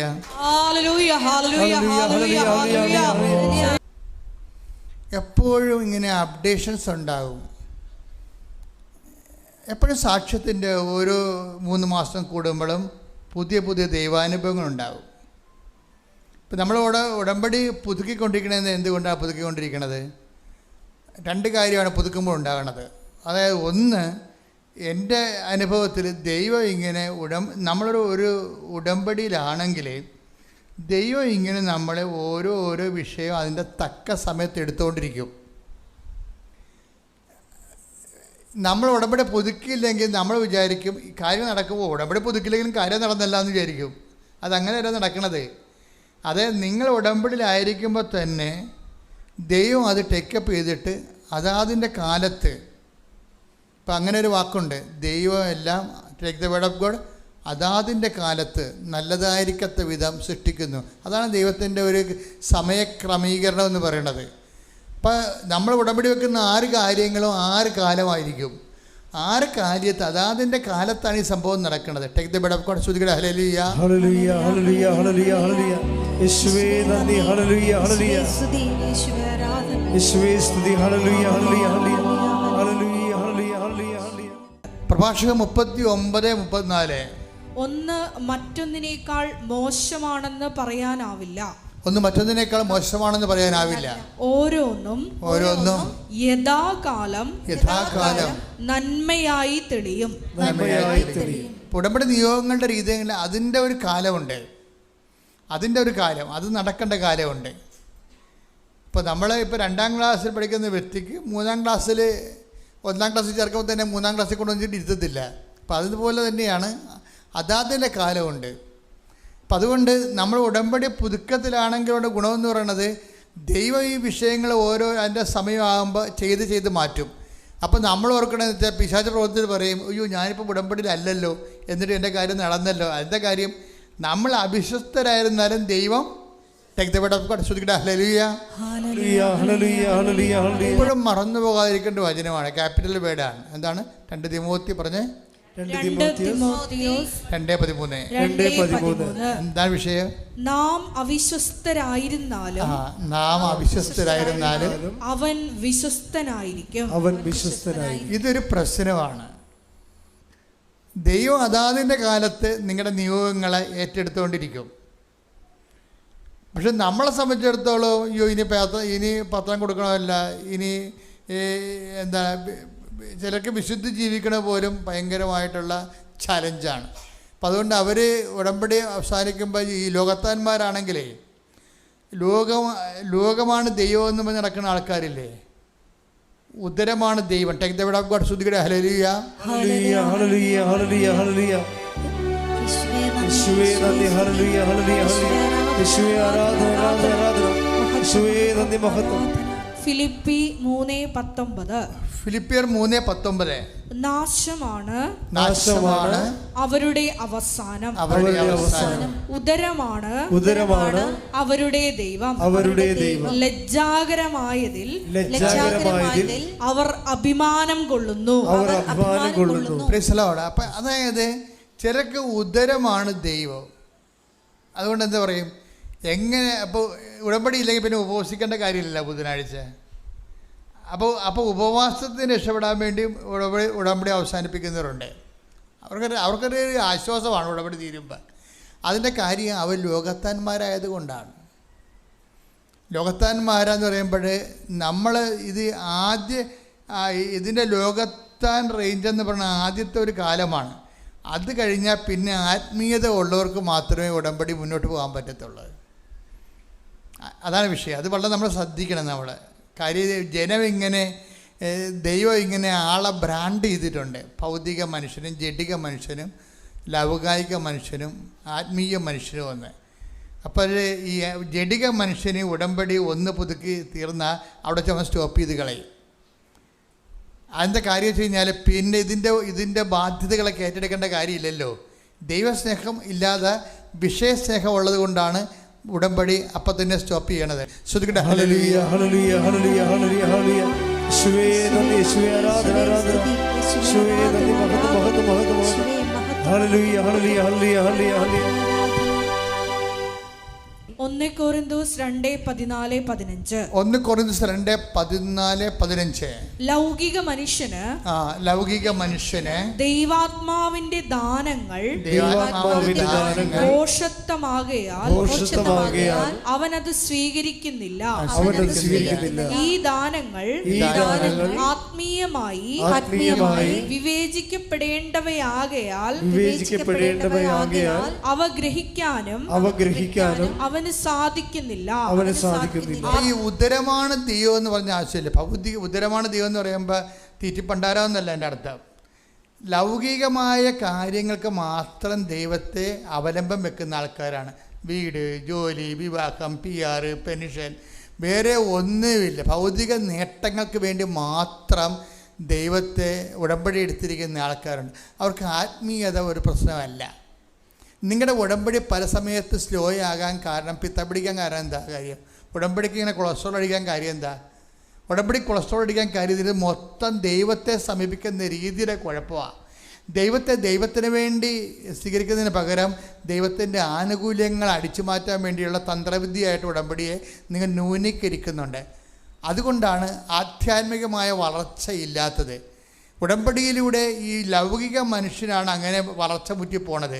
റോമ 8:9 എടുത്ത് ശ്രുതികട്ടെ. ഹല്ലേലൂയ.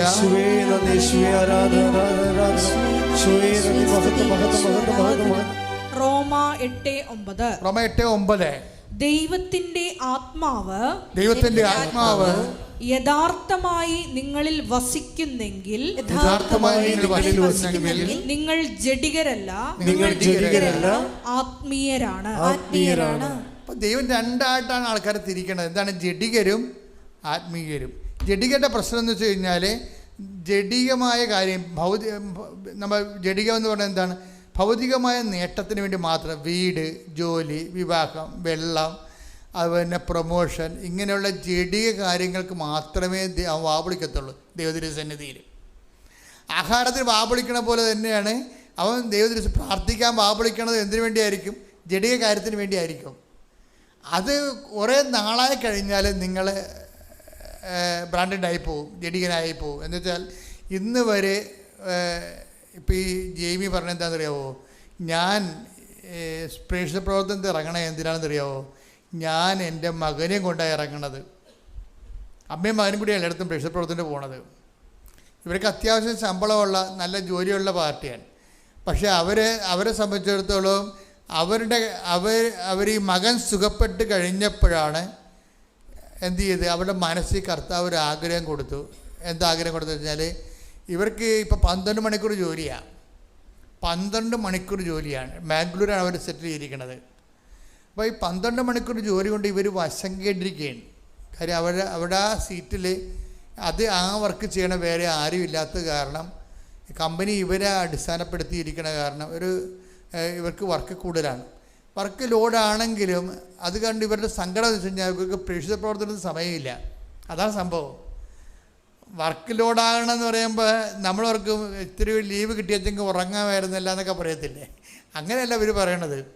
ഇവർ പറയണത് പ്രേക്ഷിത പ്രവർത്തനത്തിന് സമയം കിട്ടണില്ല എന്ന് പറയും. കർത്താവ്, എനിക്ക് പ്രേക്ഷിത പ്രവർത്തനത്തിന് സമയം കിട്ടില്ല. കാര്യം ഇവർ ഇവിടെ വരുമ്പോൾ ഈ ഓട്ടിസം ബാധിച്ച മകനുമായിട്ട് ഇവിടെ വരുമ്പോൾ ഇവർക്ക് ഈ ഉടമ്പടിയെക്കുറിച്ച് അറിയത്തില്ല. പക്ഷേ ഉടമ്പടിയെക്കുറിച്ച് കേട്ടപ്പോൾ അവർ പറഞ്ഞ അവരുടെ ഫസ്റ്റ് റെസ്പോൺസ് ഇത് ഭയങ്കര ലോജിക്കായിരിക്കണമല്ലോ എന്നാണ് പറഞ്ഞത്. എന്താ കാര്യം? പ്രാർത്ഥനയല്ലല്ലോ വിഷയം. ഇവിടെ എന്താണ്? പ്രവർത്തനങ്ങളാണ് വിഷയം. പ്രാർത്ഥനയല്ല ഇവിടെ മോഡായിട്ട് ഉപയോഗിക്കുന്നത്. എന്താണ്? പ്രവർത്തനങ്ങളാണ്. അപ്പോൾ പ്രവർത്തനങ്ങൾക്ക് ഇവർക്ക് ഇൻട്രസ്റ്റ് ഉള്ള ആളാണ്. കാര്യം അത് നമുക്ക് കോൺക്രീറ്റായിട്ട് ദൈവത്തിൻ്റെ നമ്മളെ എപ്പോഴും പെട്ടെന്ന് നമ്മളെ ഐഡൻറ്റിഫൈ ചെയ്യാൻ പറ്റും. ദൈവത്തിന് നമ്മളെ ക്യാച്ച് ചെയ്യാൻ പറ്റും. എന്താണ്? നമ്മൾ നമ്മുടെ ജീവിതം തന്നെ പ്രവർത്തനങ്ങൾ കൊണ്ട് നമ്മളെ വിശ്വാസത്തെ നീതീകരിക്കുന്ന കാരണം ഭയങ്കര സ്പീഡാണ്.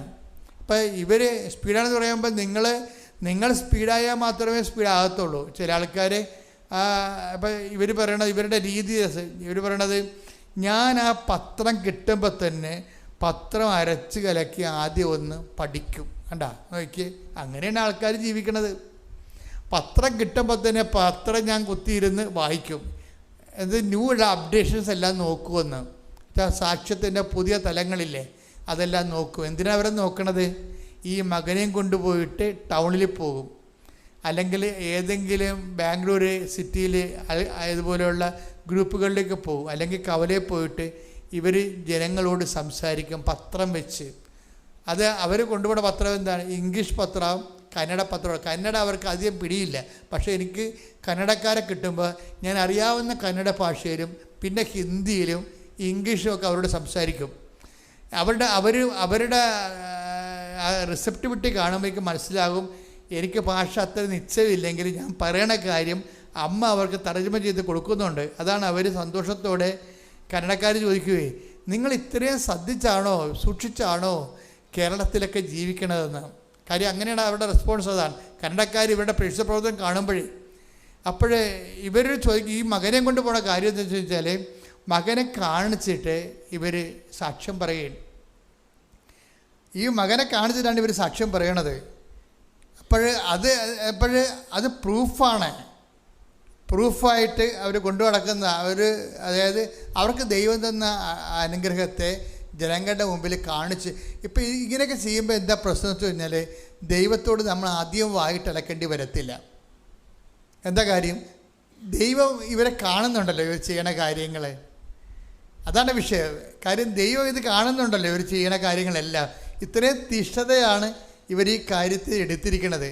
അങ്ങനെയൊക്കെ വരുമ്പോൾ ഗുണമെന്ന് പറയുന്നത് നമുക്ക് ഈ പ്രാർത്ഥനയുടെ എണ്ണം കുറക്കാൻ പറ്റും.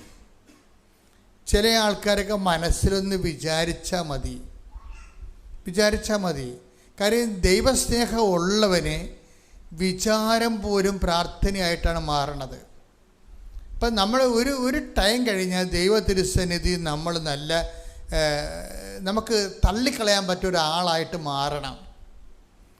ഒരു ടൈം കഴിഞ്ഞാൽ ദൈവത്തിന് തള്ളിക്കളയാൻ പറ്റാത്ത ഒരാളായിട്ട്, അതായത് ഈ ജെയ്മി അവസാനം പറയുന്നൊരു വാക്ക് ഞാനിവിടെ ചുവപ്പ് മഷി എഴുതി വെച്ചിട്ടുണ്ട്. എന്താ എഴുതിയിരിക്കണമെന്നറിയാമോ?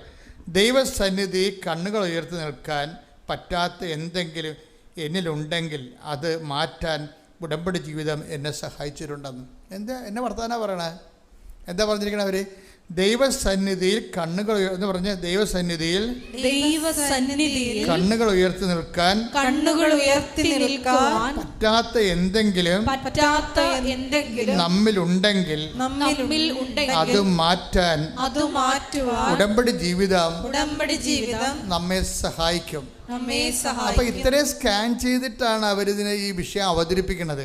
ഉടമ്പടി എന്താണ് അവർക്ക് നൽകിയതെന്ന് ചോദിച്ചാൽ അവർ പറയുന്ന ഒറ്റ വാക്ക് എന്താണ്? എനിക്ക് ദൈവ തിരുസന്നിധിയിലെ കണ്ണുകൾ ഉയർത്തി ധൈര്യത്തോടെ നിൽക്കാം. അതെന്നെ ധൈര്യത്തോടെ നിർത്തുന്നത് ആരാണ്? എൻ്റെ ഉടമ്പടി ജീവിതമാണ്. ദൈവ തിരുസന്നിധിയിൽ എനിക്ക് ധൈര്യമായിട്ട് ചോദിക്കാം. ദൈവം തരികയോ തരാതിരിക്കുകയോ അത് ദൈവത്തിൻ്റെ വിഷയമാണ്. അതിലെനിക്ക് പ്രശ്നമല്ല. പക്ഷേ എനിക്ക് ചോദിക്കാനുള്ള ഒരു ആംബിയർ ഉണ്ട്. എന്താ കാര്യം? ഞാൻ ദൈവ തിരുസന്നിധിയിൽ കണ്ണുകളുയർത്തി നിൽക്കാനുള്ള ധൈര്യം എനിക്ക് തന്നത് ആരാണ്? എൻ്റെ ഉടമ്പടി ജീവിതമാണ്. അപ്പോൾ ഉടമ്പടി ജീവിതം എന്നാണ് അവർ പറയണത്. ഞാനൊരിക്കലും ഉടമ്പടി ജീവിതമെന്ന് പറഞ്ഞിട്ടില്ല. കാരണം ജനങ്ങൾ അവരുടെ അനുഭവത്തിലൂടെ ഉടമ്പടി ജീവിതമെന്ന് പറയാൻ തുടങ്ങിയപ്പോഴാണ് ഞാനും ഉടമ്പടി ജീവിതമെന്ന് പറയാൻ തുടങ്ങിയത്. കാര്യം ഉടമ്പടി ഒരു ജീവിത രീതിയാണത്. ആ ഉടമ്പടി ജീവിതത്തിലൂടെ ഒരു വ്യക്തിക്ക് ഉണ്ടാകുന്ന സംഭവം എന്താണ്?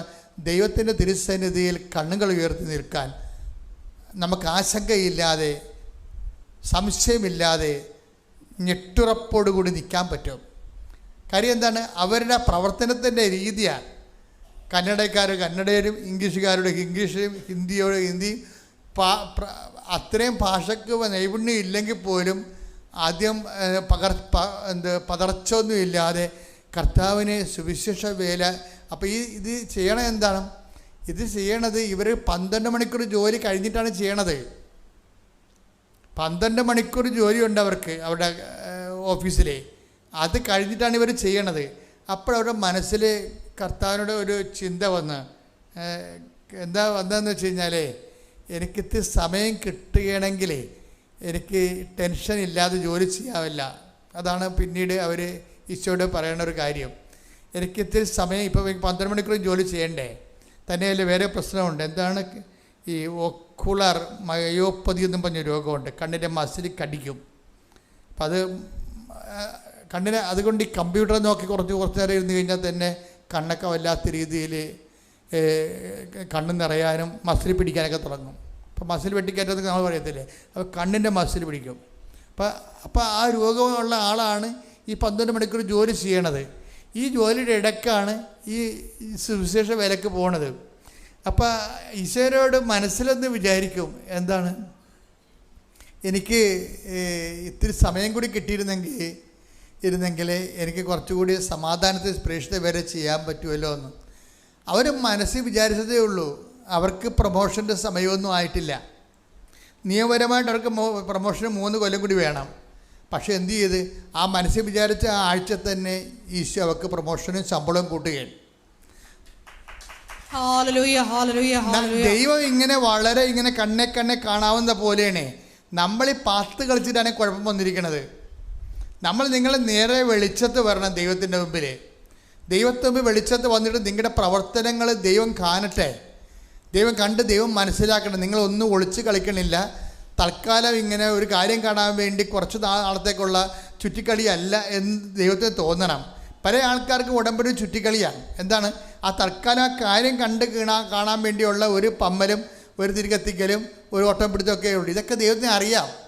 അങ്ങനെയുള്ള അഭ്യാസം ഇത് നടക്കത്തില്ല. എന്താ കാര്യം വെച്ചാൽ നിങ്ങൾക്ക് മുമ്പിൽ വന്ന ആൾക്കാർ, പുറകിൽ വന്ന ആൾക്കാർ ഒത്തിരി മുമ്പിലോട്ട് പോയി. അവരെന്താണ്? സത്യസന്ധമായ ഒരു വഴികൾ തിരഞ്ഞെടുത്തിട്ടാണ് ദൈവത്തിന് അവർ ബോധ്യപ്പെടുത്തി. അപ്പോൾ എന്താ പറ്റി? അവർ ടൈം ഷോർട്ട് ചെയ്ത് കൊടുക്കും. ഇപ്പം ഉടമ്പടിയുടെ രീതി തന്നെ എന്താണ്? സമയമായില്ലെന്ന് പറഞ്ഞാൽ ആകാത്ത സമയം ആക്കിയെടുക്കുന്നതിനാണ് അമ്മയുടെ കണ്ടന്റ് എന്ന് പറയുന്നത്. Marian content. ഉടമ്പടിയുടെ മരിയൻ കണ്ടന്റ് എന്താണ്? അവൻ പറയണ പോലെ ചെയ്യുക എന്ന് പറഞ്ഞ അവൻ പറയണ പോലെ ചെയ്യണേ എന്തിനു വേണ്ടിയാണ്? ആകാത്ത സമയമാണ് വിഷയം.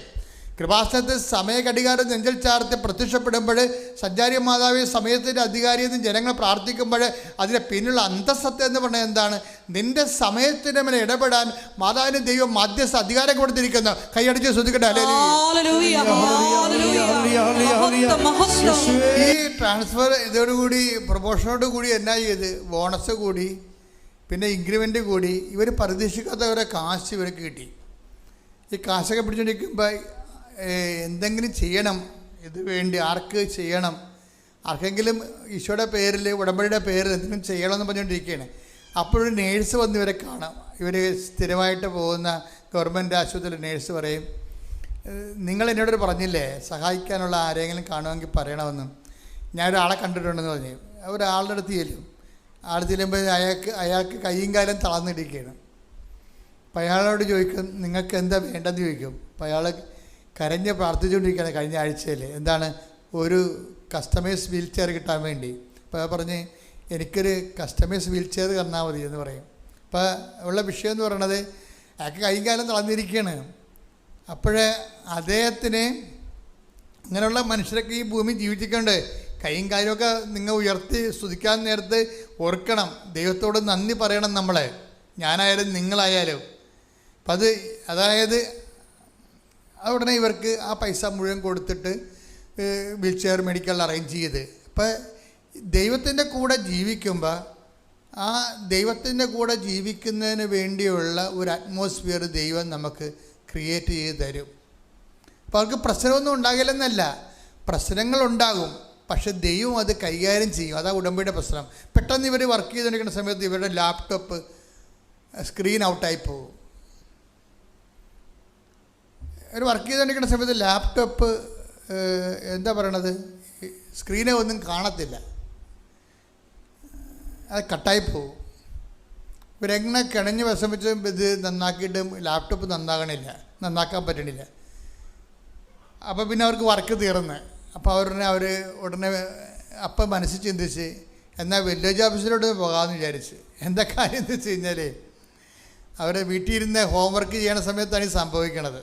കോട്ടയത്ത് വില്ലേജ് ഓഫീസിൽ പോയത് എന്താണെന്ന് വെച്ച് കഴിഞ്ഞാൽ അവർ ബാംഗ്ലൂർ ആയത് കാരണം നാട്ടിൽ റീസർവേ നടത്തിയപ്പോൾ തണ്ടപ്പേര് മാറിപ്പോയി. നിങ്ങൾക്കറിയാലോ എന്ത് പുലിവാലാണെന്ന്. നമ്മളൊക്കെ നാട്ടിലില്ലെങ്കിൽ അവർ റീസർവേ നടത്തിയിട്ട് പോകും. നമ്മുടെ പറമ്പ് വേറെ ആരുടെങ്കിലും പേരിലായിരിക്കും. പിന്നെ കരമടക്കാൻ പറ്റത്തില്ല.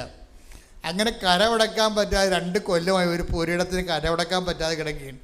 അപ്പോൾ അതിന് ഇപ്പോൾ ലാപ്ടോപ്പ് ഓഫായപ്പോൾ അവർ വിചാരിച്ച് എന്നാൽ കിട്ടുന്ന സമയത്ത് വില്ലേജ് ഓഫീസിൽ പോയിട്ട് കരമടക്കാനുള്ള കാര്യം ഇനി 2ാമത് സർവേ ചെയ്തിട്ട് 2ാമത് ഭൂമി അളന്നിട്ട് ആണ് ഇനി അത് നമുക്ക് കരമടക്കാൻ പറ്റാത്തുള്ളൂ. 2ാം സർവേ നടത്തണം. അത് വലിയ പാടാണ്. ഇവർ വില്ലേജ് ഓഫീസിൽ ചെന്നപ്പോൾ വില്ലേജ് ഓഫീസർ സീരിയസ് ആയിട്ട് ഫോണിൽ എന്ത് സംസാരിച്ചുകൊണ്ടിരിക്കുകയാണ്. സംസാരിച്ചുകൊണ്ടിരിക്കുന്ന സമയത്ത് അതിക്ക് മുമ്പ് വില്ലേജ് ഓഫീസിന് മുമ്പ് അവിടെ ഒരു L D clerk U D clerk ഉണ്ടാകുമല്ലോ, സൂപ്രണ്ട്. അല്ലെങ്കിൽ അവരെ കണ്ടപ്പോൾ പറഞ്ഞ് മാഡം ഒരു പണി നടക്കത്തില്ല, റീസർവേക്കാരെ കൊണ്ടിവിടെ പൊറുതി മുട്ടിയിരിക്കുകയാണ്. 3 കൊല്ലത്തെ ആപ്ലിക്കേഷൻസ് ഇവിടെ ഉണ്ട്. ഇരിക്കണ ഫയൽ കണ്ടില്ലേ, 3 കൊല്ലം. ഇപ്പം അങ്ങോട്ട് കയറണ്ട.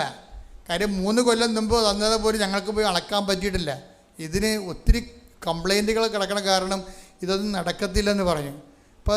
അപ്പോൾ ഇവർ അങ്ങനെ നോക്കിയിട്ട് വില്ലേജ് ഓഫീസിൻ്റെ ഫോൺ വിളിച്ച് തീർന്നപ്പോൾ ഒരു 1 തരി ഉപ്പ് കൊണ്ടുപോയി, ഉടമ്പടി ഉപ്പ് കൊണ്ടുപോയി വില്ലേജ് ഓഫീസിലിട്ട്.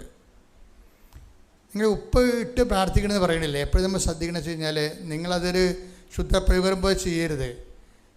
ഉടമ്പടിയിൽ ഉപ്പ് തന്നിരിക്കുന്നതിൻ്റെ ഉദ്ദേശം എന്ന് പറയുന്നത് അത് അറിയാവുന്നവർ മാത്രമേ അത് അപ്ലൈ ചെയ്യാവൂ. കാര്യം അതിൻ്റെ ഉദ്ദേശം എന്ന് പറയണത്, ഇപ്പോൾ കഴിഞ്ഞ ദിവസങ്ങളിൽ ഇവിടെ സാക്ഷ്യം പറഞ്ഞപ്പോൾ ഉപ്പിട്ട കാര്യം പറഞ്ഞപ്പോൾ സാക്ഷ്യം പറഞ്ഞ ലേഡി പറയണത് അത് കർത്താവിൻ്റെ രക്തമാണെന്നൊക്കെ. അപ്പോൾ ഞാൻ തന്നെ ഞെട്ടിപ്പോയി. അങ്ങനെയൊന്നും ഞാൻ പറഞ്ഞിട്ടില്ല, അത് അവിടെ കയ്യിൽ നിന്നിട്ട് കാച്ചണതാണ്. ഇതൊക്കെ കയറിപ്പോവുകയില്ലേ? ഇതൊന്നുമല്ല വിഷയം. ഉപ്പ് എന്താ വിഷയം എന്ന് അറിയണം നമ്മൾ. അതെന്താ പ്രശ്നം എന്ന് പറയണത്? ഇത് ഈ നോട്ട് ബൈ ഉടമ്പടി വർക്ക് ചെയ്യണത് എങ്ങനെയാണ്? Not by merit but by grace. അതെന്താണ്?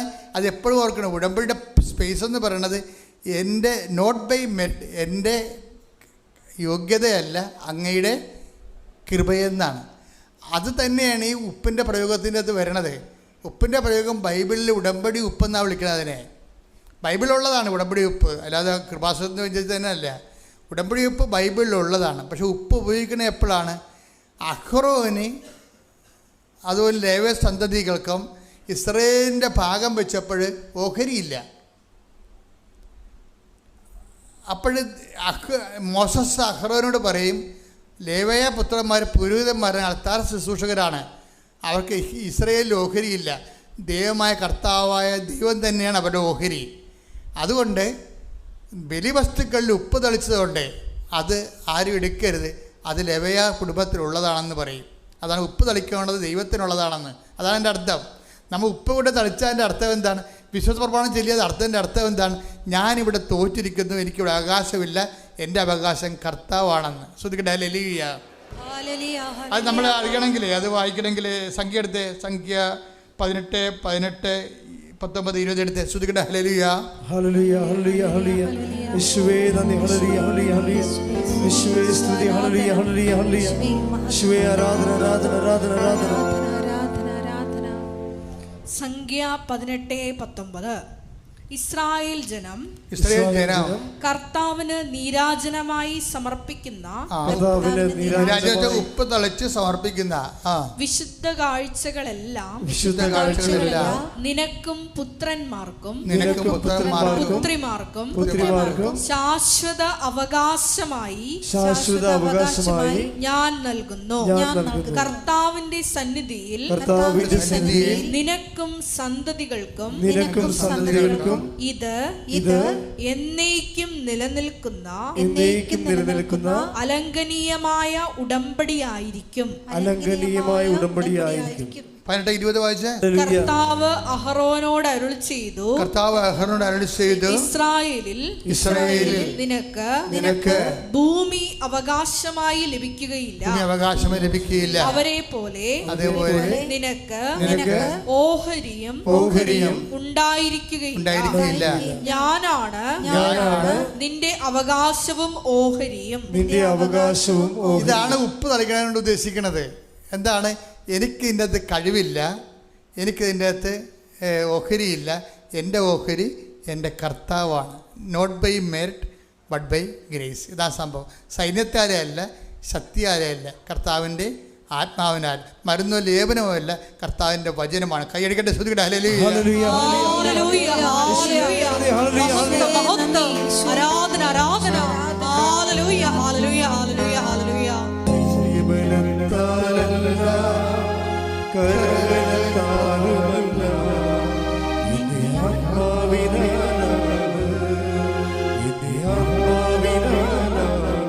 അത് ചെയ്യുമ്പോൾ വിശ്വാസ പ്രമാണം ചങ്കെ കൊണ്ട് ചൊല്ലിയിട്ട് വേണം അത് പ്രയോഗിക്കാൻ. ഇത് വിശ്വാസ പ്രയോഗമെന്ന് പറയും. ഞാൻ നേരത്തെ പറഞ്ഞിട്ടുള്ളതാണ്, പുതിയ ആൾക്കാർ കേൾക്കാം. വിശ്വാസത്തെ ഉടമ്പടിയിൽ നമുക്കറിയാം, വിശ്വാസത്തെ നമുക്ക് പ്രാർത്ഥനയാക്കി മാറ്റാം, വിശ്വാസത്തെ നമുക്ക് പ്രഖ്യാപനമായി മാറ്റാം, വിശ്വാസത്തെ നമുക്ക് പ്രയോഗമായി മാറ്റാം. ഇപ്പോൾ ഉടമ്പടിയിലാണ് പ്രയോഗവിധികളുള്ളത്. വിശ്വാസത്തെ പ്രയോഗമാകും. ഇപ്പോൾ എന്താണ് ഇപ്പോൾ ഇവർ പറയണത്? ഇവർ PT പരീക്ഷയ്ക്ക് പോകും. ഇപ്പോൾ ഈ സ്ഥലത്തിൻ്റെ കാര്യം പറഞ്ഞല്ലേ, സ്ഥലത്തിൻ്റെ കാര്യം ഇവർ ഒപ്പിട്ട് കഴിഞ്ഞപ്പോൾ തന്നെ ഈ വില്ലേജ് ഓഫീസറിൻ്റെ സാറിനോട് ഇത് കാര്യം പറഞ്ഞു, ഇതാണ് സംഭവം എന്ന് പറഞ്ഞു. പുള്ളി അവിടെ ഇരുന്നിട്ട് അപ്പം തന്നെ പച്ച മഷി എടുത്തിട്ട് സാങ്ഷനാക്കും. ഓൺ ദി സ്പോട്ട് സാങ്ഷൻ ആക്കുകയാണ്. 3 കൊല്ലത്തെ ഫയൽ അവിടെ ഇരിപ്പുണ്ട്. Hallelujah hallelujah. 3 കൊല്ലത്തെ ഫയൽ അവിടെ ഇരിപ്പുണ്ടെന്ന് അറിയണോ? എന്നിട്ട് സാങ്ഷൻ ആക്കിയിട്ട് അദ്ദേഹമാണെങ്കിൽ ഒരു എന്തോ ഹാൻഡിക്യാപ്ഡായിട്ടുള്ള ആളാണ്. അദ്ദേഹം എന്നിട്ട് അവിടെ നിന്ന് വീൽ ചെയർ ഉന്തി അദ്ദേഹം ഈ ആദ്യം മുടക്ക് പറഞ്ഞ ആളിൻ്റെ അടുത്ത് വരും. എന്ന് പറയും സാങ്ഷൻ ആക്കിയിട്ടുണ്ട്, സെറ്റ് ചെയ്തേക്കാൻ പറയും. അപ്പോഴേ എന്നിട്ട് വില്ലേജ് ഓഫീസർ പോകും. അപ്പോൾ ഈ സൂപ്രണ്ട് പറയും, മാഡം എന്ത് ചതിയാണ്, നടക്കത്തില്ല. കാര്യം നിങ്ങളോട് ആദ്യം ഞാൻ പറഞ്ഞില്ലേ ഇവിടെ ഫയൽ ഇങ്ങനെ ഇരിക്കണം കണ്ടില്ലേ, 3 കൊല്ലത്തെ ഉണ്ടെന്ന് പറയും. അപ്പോൾ ഓക്കെ എന്ന് പറഞ്ഞുകൊണ്ട് ഇവർ പോരും. അവർ അതിൻ്റെ പേരിലൊന്നും പറയാമെന്ന് നിൽക്കുന്നില്ല. എന്താ കാര്യം? ഉടമ്പടിയിലുള്ളവർ അധികം സംസാരിക്കത്തില്ല. നമുക്ക് അവരോട് സംസാരിക്കേണ്ട കാര്യമില്ലല്ലോ. നമ്മൾ സെൻറ്ററിലല്ലേ സാധനം പിടിക്കുന്നത്. അതെപ്പോഴും ഓർക്കണം നിങ്ങൾ. സെൻറ്ററിൽ പിടിപാടുള്ളവർ അധികം സംസാരിക്കത്തില്ല. അല്ലാത്തവർ മുഖ്യം മുളിയും വായത്തൊന്നൊക്കെ വിളിച്ച് പറഞ്ഞിട്ട് പോകും. നിങ്ങൾക്ക് മനുഷ്യൻ്റെ വിഷമം അറിയാൻ പറ്റില്ല, കഷ്ടം ഞാൻ എത്ര പ്രാവശ്യം നടക്കണം, ഞാൻ ഒരൊറ്റ പെണ്ണല്ലേ, ഇങ്ങനെ ഈ മനുഷ്യന്മാർ വായത്തൊന്നൊക്കെ വിളിച്ച് പറയുമല്ലോ. അങ്ങനെ ഒന്നും വിളിച്ചു കൊണ്ട കാര്യമില്ല. ഉടമ്പടിക്കാർ ഉടമ്പടിയിൽ ഇരിക്കുന്നത് നമുക്ക് തന്നെ തോന്നുന്നത് നമ്മൾ ഉടമ്പടിയിലാണെന്ന്. അപ്പോൾ ഇവരൊന്നും മിണ്ടിയില്ല. കാര്യം എന്താണ്? അത് വേറെ സെൻട്രൽ ഓഫീസുണ്ട്, അത് മറിയത്തിൻ്റെ ഓഫീസിൽ ചെയ്യണ കാര്യമാണത്. ഇവർ ചെയ്യണമല്ലത്, അതവരോട് ചെയ്യും. അത് ചെയ്തിട്ട് മാത്രമേ റിപ്പോർട്ട് ചെയ്യത്തുള്ളൂ. എന്നിട്ട് അവർ കണ്ട് പോകുന്നു. പിറ്റേ ദിവസം ഇവരെന്ത് ചെയ്യുക വെച്ചാൽ ഇവർ ആ ഉപ്പ് കൊണ്ടുവന്ന് ഈ റീസർവേ മാറിപ്പോയ സ്ഥലത്ത് കൊണ്ടുവന്ന് വിശ്വപ്രമാണം ചൊല്ലി അവർ കുർബാനയ്ക്ക് പോയി. കുർബാനയ്ക്ക് പോയിട്ട് ഞായറാഴ്ച തിരിച്ചു വന്ന ശേഷം റീസർവേ മാറിപ്പോയ പുരയിടത്തിൽ കൊണ്ടുവന്ന് ഈ ഉപ്പ് വിശ്വപ്രമാണം ചൊല്ലിയിട്ട് 5 മിനിറ്റ് കഴിഞ്ഞപ്പോൾ തന്നെ ഒരു സർവേയർ ഇവരെ വിളിക്കും. ടൈം കണ്ട, ടൈം എന്താ ഇങ്ങനെ നിൽക്കുകയാണ്. 5 മിനിറ്റ് കഴിഞ്ഞപ്പോൾ ഒരു സർവേയർ വിളിക്കും. മാഡം നിങ്ങളുടെ നാളെ 11 മണിക്ക് നിങ്ങൾ ആ പുരയിടത്തിലുണ്ടാകണം, ഞാൻ അളക്കാൻ വരുന്നുണ്ടെന്ന്. നോക്കിയേ ഇതെങ്ങനെ ഇത് വർക്കൗട്ട്. ഇതാണ് ടൈം ഷോർട്ടണിങ് എന്ന് പറയണത്. ടൈം ഷോർട്ടണിങ്, സമയ ചുരുക്കം എന്ന് പറയും. മറിയം അത് ഒപ്പിട്ട് കഴിഞ്ഞാൽ പിന്നെ ആർക്കും തടുക്കാൻ പറ്റത്തില്ല. ഞാൻ തുറന്ന വാതിൽ ആരും അടക്കത്തില്ല, അടച്ച വാതിൽ ഇവിടെ ശ്രുതിക്കട്ടെ. ഹല്ലേലൂയ ഹല്ലേലൂയ ഹല്ലേലൂയ ഹല്ലേലൂയ. യെശയ്യാ 22:22. യെശയ്യാ 22:22. ദാവീദ് ഭവനത്തിന്റെ താക്കോൽ അവന്റെ തോളിൽ ഞാൻ വച്ചു കൊടുക്കും. അവൻ തുറന്നാൽ ആരും അടയ്ക്കുകയോ അവൻ അടച്ചാൽ ആരും തുറക്കുകയോ ഇല്ല. ഇത് ഈശോയ്ക്ക് കിട്ടിയ അധികാരമാണ്, ദാവീദ് ഭവനത്തിന്റെ താക്കോല്.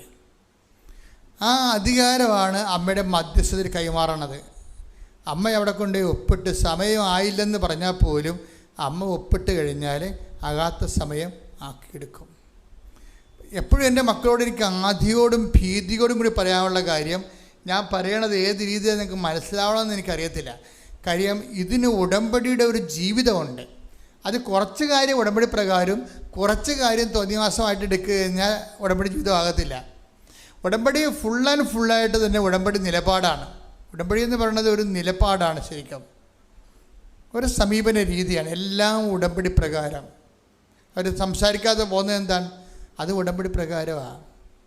കാര്യം അവിടെ സംസാരിക്കേണ്ട കാര്യമില്ല. ആ ദൈവത്തിനെ ഏൽപ്പിച്ചിരിക്കുന്ന കാര്യങ്ങളാണ്. നമ്മളവിടെ മാനുഷികമായിട്ട് സംസാരിക്കേണ്ട കാര്യങ്ങളില്ല. കാര്യം മാനുഷികമായി സംസാരിച്ചു കഴിഞ്ഞാൽ ഉള്ള കുഴപ്പമെന്ന് വെച്ച് കഴിഞ്ഞാൽ അരൂപി ചേഞ്ച് ചെയ്യും. നമ്മുടെ ഒരു ജീവിതം എന്ന് പറയുന്നത് ഒരു ആത്മീയ ജീവിതമാണ്. ആത്മീയ ജീവിതം എന്ന് പറയുന്നത് നമ്മൾ തെറ്റിദ്ധരിക്കരുത്. ആത്മീയ ജീവിതം എന്ന് പറയുന്നത് പ്രാർത്ഥനാ ജീവിതമല്ല. ആത്മീയ ജീവിതം എന്ന് പറയുന്നത് ധ്യാന ജീവിതമല്ല. ആത്മീയ ജീവിതം എന്ന് പറയുന്നത് നമ്മുടെ പെരുമാറ്റത്തിൽ നമ്മൾ എടുക്കുന്ന നിലപാടുകൾക്ക് ആത്മീയത ഉണ്ടാകണം. പെരുമാറ്റത്തിലില്ലേ പ്രാർത്ഥിക്കുക എന്നുള്ളത് സപ്പോൾ അതിലെ മീൻസാണ്, മാർഗങ്ങളാണ്. ഇതൊക്കെ പ്രാർത്ഥനയും ധ്യാനവും ഒക്കെ ആത്മീയ ജീവിതത്തിൻ്റെ ലക്ഷ്യമല്ല, മാർഗമാണ്. ആരൊക്കെ തെറ്റിദ്ധരിപ്പിച്ച് നമ്മൾ ലക്ഷ്യമാക്കി വെച്ചിട്ടുണ്ട്. ആത്മീയ ജീവിതം എന്ന് പറയുന്നത് ഒരു വ്യക്തി സുവിശേഷ വിഹിതമായ ജീവിതത്തിൻ്റെ കാലാവസ്ഥ ഭേദങ്ങളെ എങ്ങനെയാണ് സുവിശേഷ വിഹിതമായി കൈകാര്യം ചെയ്യുന്നത്, അതാണ് ആത്മീയത. റോമ 8:9.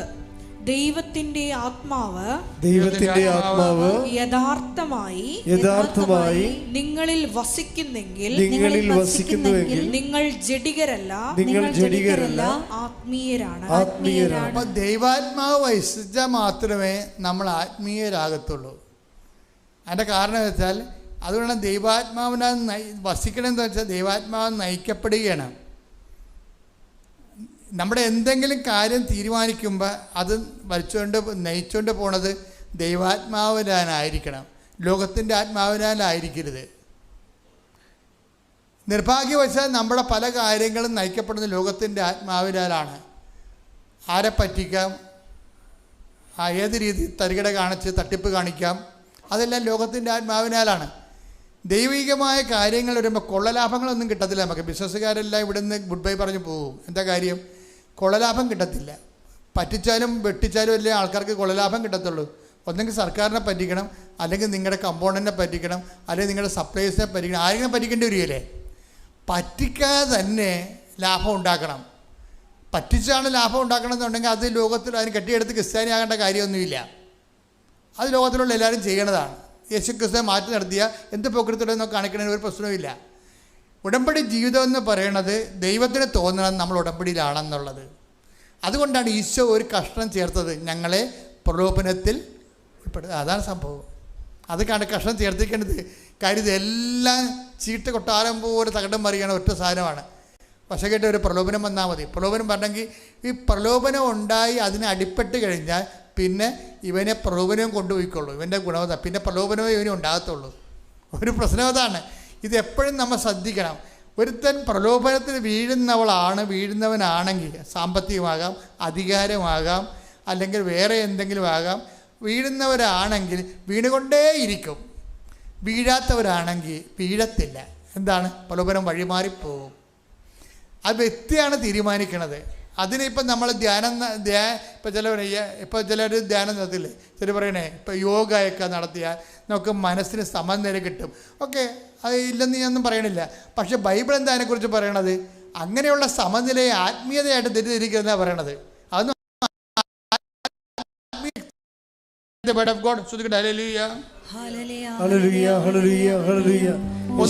1 തിമോത്തി 4:8. ഹല്ലേലൂയ ഹല്ലേലൂയ ഹല്ലേലൂയ ഹല്ലേലൂയ യേശുവേ സ്തുതി ഹല്ലേലൂയ ഹല്ലേലൂയ ഹല്ലേലൂയ 1 തിമോത്തി 4:8. ശാരീരികമായ പരിശീലനം കൊണ്ട്, ശാരീരികമായ ബ്രീത്തിങ് ഒക്കെ കൊണ്ട് കുറച്ച് പ്രയോജനമുണ്ട്. കുറച്ച് പ്രയോജനമേ ഉള്ളൂ. എന്നാൽ ആത്മീയത എല്ലാ വിധത്തിലും വിലയുള്ളതാണ്. എന്തുകൊണ്ടെന്നാൽ അത് ഈ ജീവിതത്തെയും വരാനിരിക്കുന്ന ജീവിതത്തെയും സംബന്ധിക്കുന്ന വാഗ്ദാനങ്ങൾ ഉൾക്കൊള്ളുന്നു. വരാനിരിക്കുന്ന ജീവിതത്തെ കണക്കിലെടുക്കാതെ ഒരു ജീവിതം ഉണ്ടെങ്കിൽ അതിനകത്ത് ആത്മീയത ഉണ്ടാകത്തില്ല. വരാനിരിക്കുന്ന ജീവിതത്തെ എന്താണ്? അവിടെ കണക്ക് കൊടുപ്പിക്കലാണ് അവിടുത്തെ മെയിൻ സംഭവം. ഓഡിറ്റിങ് നടക്കുന്നത് അവിടെയാണ്. വരാനിരിക്കുന്ന ജീവിതത്തെ സുവിശേഷവിഹിതമായി ഒരു ഗോസ്പൽ ഓഡിറ്റിങ് നിൻ്റെ ജീവിതം നടത്തി കഴിഞ്ഞാൽ സുവിശേഷവിഹിതമായി ഓഡിറ്റിങ് ഉണ്ടാകുമല്ലോ അവസാനം. ആ ഓഡിറ്റിങ്ങിൻ്റെ സമയത്ത് നമുക്ക് പിടിച്ചിരിക്കാൻ പറ്റുന്നില്ല എന്നുണ്ടെങ്കിൽ നമ്മൾ നയിച്ച ജീവിതം ചിലപ്പോൾ അത് ആത്മീയ ജീവിതമാണെന്ന് പറയാൻ പറ്റത്തില്ല. അതെന്താ കാര്യം? ദൈവാത്മാവിനെ നയിക്കുന്നവരാണ് ദൈവത്തിൻ്റെ മക്കൾ. ദൈവത്തിൻ്റെ മക്കൾക്ക് മാത്രമാണ് ആത്മീയ ജീവിതം എന്ന് പറയാൻ പറ്റണത്. എന്താണ് ഇതറിയണമെങ്കിലേ, ഇപ്പോൾ ഈശോ തന്നെ അപ്പോസ്തലന്മാരെ വിട്ടില്ലേ?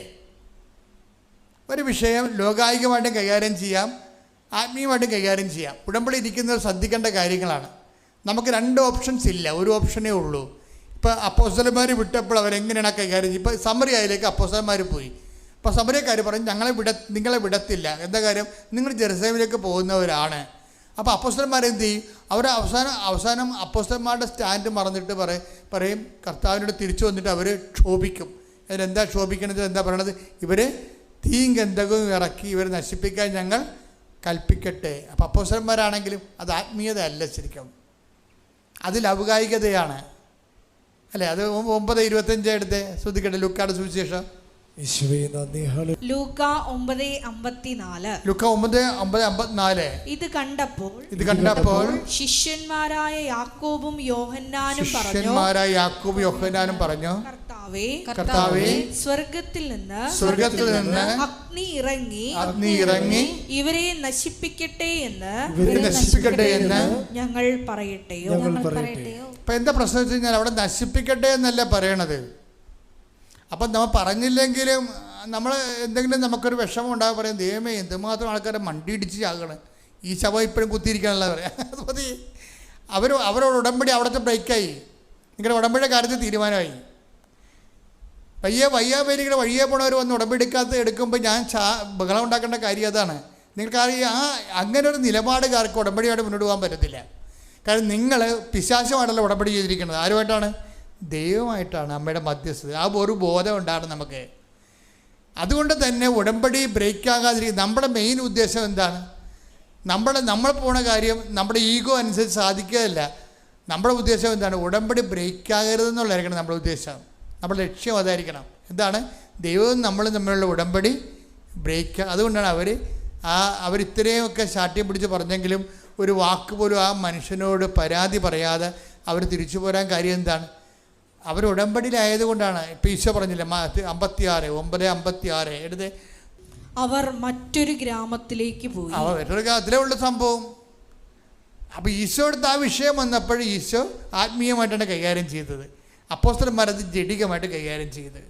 അപ്പോൾ നിങ്ങൾ ഉടമ്പടിയാണോ അല്ലയോ എന്ന് പറയണത് ഒരു കുടുംബത്തിലുണ്ടാകുന്ന പ്രശ്നങ്ങളെ നിങ്ങൾ എങ്ങനെ കൈകാര്യം ചെയ്യുന്നു എന്നുള്ളതാണ്. പിടികിട്ടിയ നിങ്ങൾ ഉടമ്പടിയിലാണോ അല്ലയോ എന്ന് ദൈവം തീരുമാനിക്കണത് നിങ്ങളുടെ വർക്ക്ഷോപ്പിലോ വർക്കിലോ സ്കൂളിലോ ഓഫീസിലോ നിങ്ങൾ ഒരു വിഷയം വന്നപ്പോൾ അതെങ്ങനെയാണ് ജഡികമായിട്ടാണോ ലൗകികമായിട്ടാണോ കൈകാര്യം ചെയ്യുന്നത് എന്നാണ്. അപ്പോൾ ലൗകികമായിട്ടാണ് കൈകാര്യം ചെയ്യുന്നതെങ്കിൽ നിങ്ങൾ ഉടമ്പടിക്ക് പുല്ല് വിലയാണ് കൽപ്പിക്കണത്. ദൈവം ഉടമ്പടിക്ക് നിങ്ങൾ പുല്ല് വില കൽപ്പിക്കേണ്ടത്. പിന്നെ ദൈവം നിങ്ങളുടെ കാര്യത്തിൽ എന്തിനാണ് താല്പര്യം എടുക്കേണ്ട കാര്യമില്ല. അതുകൊണ്ടാണ് ഉടമ്പടി നീണ്ടു പോണത്. അത് വളരെ ശ്രദ്ധിച്ച് വേണം ഈ വിഷയം കൈകാര്യം ചെയ്യാം. ഒന്ന് ശ്രദ്ധിക്കട്ടെ. ഹല്ലേലൂയ, ഹല്ലേലൂയ, ഹല്ലേലൂയ, ഹല്ലേലൂയ, ഹല്ലേലൂയ.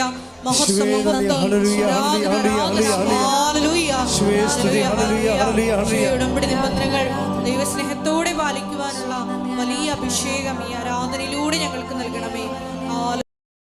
നേട്ടങ്ങളിലൂടെ എന്നെ സഹായിച്ചു എന്നല്ല പറയണത്. അപ്പം ദൈവമാണ് ഉടമ്പടിയുടെ ലക്ഷ്യം. ദൈവ തിരുസന്നിധിയിൽ ധൈര്യത്തോടെ കണ്ണുകൾ ഉയർത്തി നിൽക്കുവാൻ ഉടമ്പടി എന്നെ സഹായിച്ചു. പുതിയ കാലത്തെ പ്രാർത്ഥനാ ജീവിതമാണ് ഉടമ്പടി.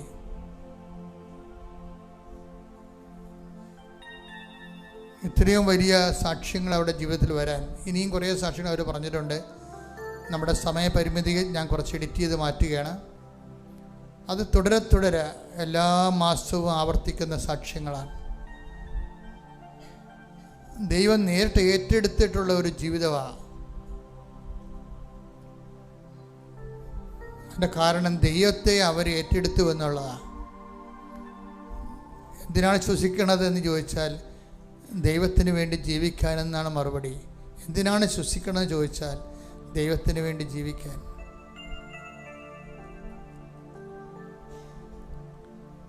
എല്ലാവർക്കും ഇത് പറ്റത്തില്ലെന്നൊന്നും ഞാൻ പറയത്തില്ല. മനുഷ്യന്മാർ ബോധപൂർവമായ ശ്രമം വന്നാൽ ദൈവം നമ്മളെ സഹായിക്കും.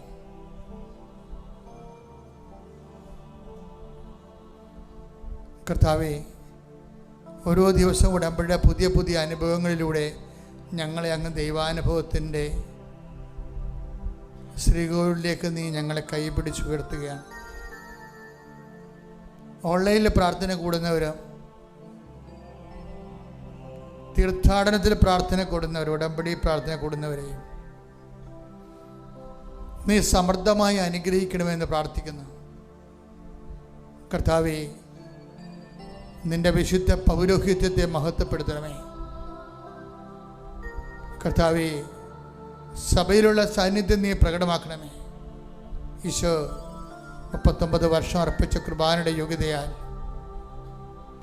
കൃപാസന അൾത്താരെ ജീവനോടെ പ്രത്യക്ഷപ്പെട്ട പരിശുദ്ധ അമ്മയുടെ പ്രത്യക്ഷീകരണത്തിൻ്റെ യോഗ്യതയാൽ ഈ അൾത്താരയിൽ നടന്ന 10,000-കണക്കിന് ആരാധന ശക്തിയാൽ മാരകരോഗങ്ങൾ, തീരാവേദികൾ, ജീവിത ദുരിതങ്ങൾ യേശുവിന്റെ നാമത്തിൽ മാറിപ്പോകട്ടെ.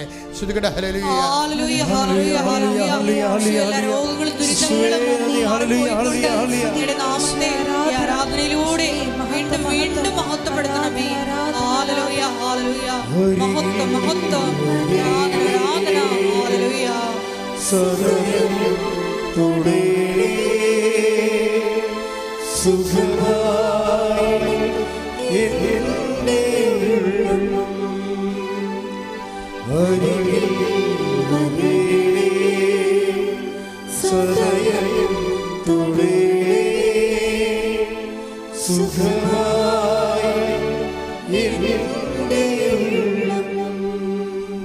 അനേക മക്കൾ ഈ പ്രഭാതത്തിലെ ഇന്നലെ മുതൽ ഇവിടെ വന്ന് താമസിക്കുന്നുണ്ട്. ഈശോയെ, ഈ ആരാധന ഇന്നത്തെ ശുശ്രൂഷയിലും കൂടുവാൻ, അതായത് നാട് വിട്ടു പോന്ന് അങ്ങയുടെ തിരുസന്നിധി നിൽക്കുന്നവരുണ്ട്.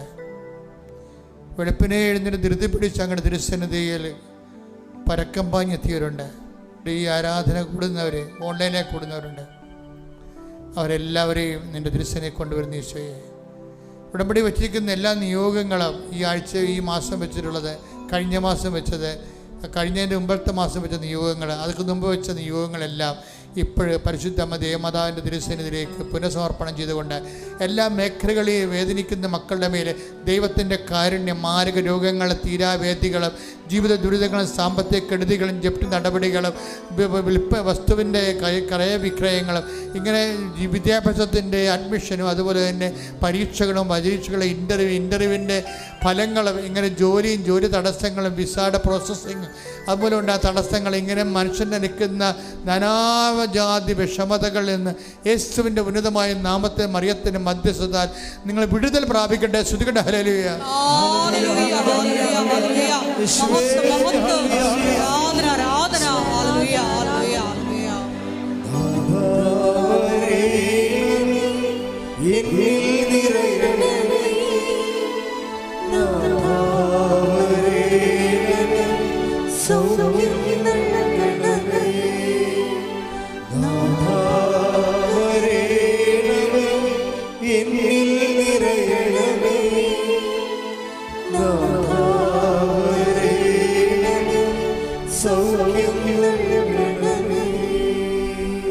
കർത്താവേ, ഗർഭിണികളെ സമർപ്പിച്ച് പ്രാർത്ഥിക്കുന്ന ഈശോയെ, ഗർഭാവസ്ഥയിൽ കുഞ്ഞുങ്ങൾക്ക് കുഴപ്പങ്ങളുള്ളവർ, മാതാപിതാക്കന്മാർ ആധിപതിക്കുന്നവർ, അമ്മമാർ രാത്രിയും കണ്ണുനീരോടെ കിടക്കുന്നവരെ അവിടെ വയറിലങ്ങ് സ്പർശിക്കണമേ. അടിപ്പിണർ പോലെ പൈതാക്കാലം ദൈവികമായ ശക്തി ആ ഗർഭിണികളെ സ്പർശിക്കട്ടെ എന്ന് പ്രാർത്ഥിക്കുന്നു. ശ്രുതികട്ടെ. ഹല്ലേലൂയ.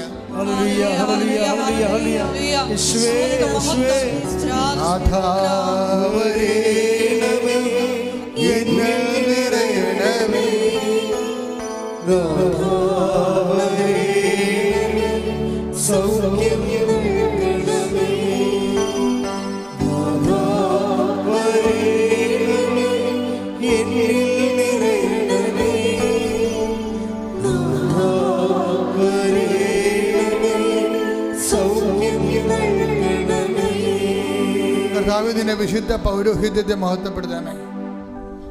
കർത്താവേ, സഭയിലുള്ള സാന്നിധ്യം പ്രകടമാക്കണമേ. 39 വർഷം ഞാൻ അർപ്പിച്ച കൃപാന്റെ യുഗതയാൽ അങ്ങയുടെ കൃപാസ ആൾത്താരെ ജീവനോടെ പ്രത്യക്ഷപ്പെട്ട പരിശുദ്ധയുടെ മാധ്യസ്ഥതയിൽ അങ്ങയുടെ അവകാശം ഓഹരിയ മക്കളുടെ മേലെ അങ്ങയുടെ കാരുണ്യം ചൊരിയണമെന്ന് പ്രാർത്ഥിക്കുന്നു. കർത്താവ്, ജോലിയില്ലാത്തവർ, കടകമ്പോളങ്ങൾ നടത്തിക്കൊണ്ട് കർത്താവ് കച്ചവടമില്ലാതെ വിഷമിക്കുന്നവർ, ജോലിയില്ലാത്ത കർത്താവ് വേണ്ടത്ര വരുമാനം കിട്ടാത്ത മത്സ്യത്തൊഴിലാളികൾ, കർഷക തൊഴിലാളികൾ, ആ മേഖല വീട്ട് മൃഗങ്ങളെയും അതുപോലെ തന്നെ ജീവികളെയും വളർത്തിക്കൊണ്ട് നിസ്സാര വരുമാനത്തിൽ ജീവിക്കുന്നവർ, അവരെല്ലാം അതിൽ രോഗികളായിട്ടുള്ളവർ, ഇങ്ങനെ വീടില്ലാത്തവർ, വീട്ടിലേക്ക് വഴിയില്ലാത്തവർ, വെള്ളം കയറി കിടക്കുന്നവർ, പൊറുക്കാൻ പറ്റാത്തവർ, കൊതുകിൻ്റെ കടികൊണ്ട് എല്ലാ സമയത്തും വിഷമം അനുഭവിക്കുന്ന പാവപ്പെട്ട മനുഷ്യരുടെ മേൽ കർത്താവിൻ്റെ കാരുണ്യം ചൊരിയണമേ. അവർക്ക് പുതിയ ജീവിതം നൽകണമേ. എൻ്റെ കർത്താവിൻ്റെ ഉന്നതമായ നാമത്തിൽ സഭയുടെ അധികാരത്തിൽ കുരിശിൻ്റെ അടയാളത്തിൽ ദൈവശക്തി ഇറങ്ങട്ടെ. ശ്രുതികട്ടെ. ഹല്ലേലൂയ.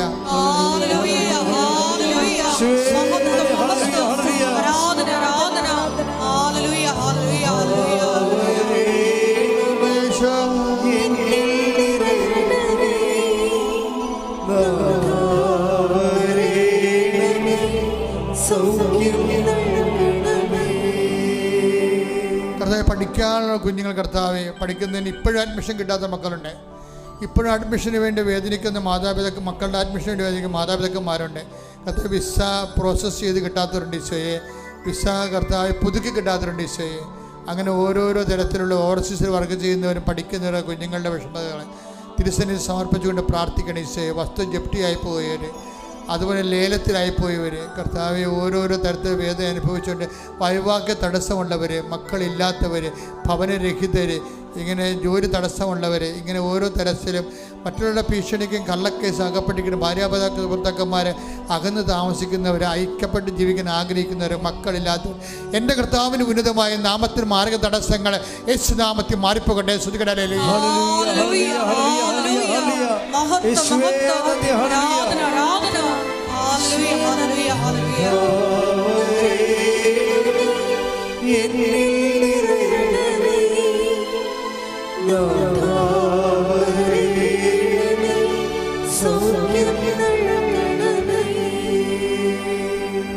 പ്രിയപ്പെട്ടവരെ, ഒക്ടോബർ മാസം 25 നടക്കുന്ന മഹാജപമാല റാലി കർത്താവിൻ്റെ തിരുസേന സമർപ്പിച്ചുകൊണ്ട് പ്രാർത്ഥിക്കാം. ആ റാലി പങ്കെടുക്കുന്ന എല്ലാവർക്കും ആത്മീയമായ അഭിഷേകവും ദൈവികമായ കൃപയും ആത്മീയ ശക്തീകരണം സംഭവിക്കാൻ വേണ്ടി സ്തുതിക്കട്ടെ. ഹല്ലേലൂയ.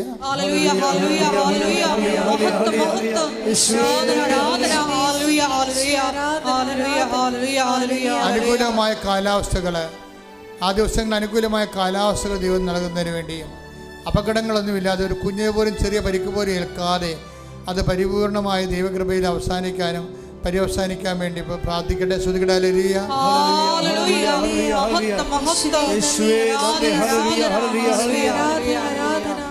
ലോകത്തിൻ്റെ വിവിധ ഭാഗങ്ങളിൽ നിന്ന് ഒക്ടോബർ മാസം 25 നടക്കുന്ന ജപമാല ജപമാല റാലിയോട് അനുബന്ധിച്ച് പല രാജ്യങ്ങളിലും ഉള്ള കൃപാസനം കൂട്ടായ്മകൾ, അതുപോലെ തന്നെ ധ്യാന കേന്ദ്രങ്ങൾ ഒക്കെ ജപമാല റാലി നടത്തുന്നുണ്ട്.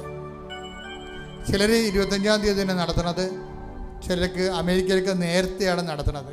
ഇപ്പോൾ ഓരോ രാജ്യങ്ങളിലുമുള്ള കൃപാസന അഖണ്ഡ ജപമാല റാലികളെ, അത് സംഘടിപ്പിക്കുന്നവരെ, അതുമായി ബന്ധപ്പെട്ട് പ്രവർത്തിക്കുന്നവരെ, അത് പങ്കെടുക്കുന്നവരെ, അവരുടെ വീഡിയോ എല്ലാം അച്ഛന് അയച്ചു തരുന്നുണ്ടവരെ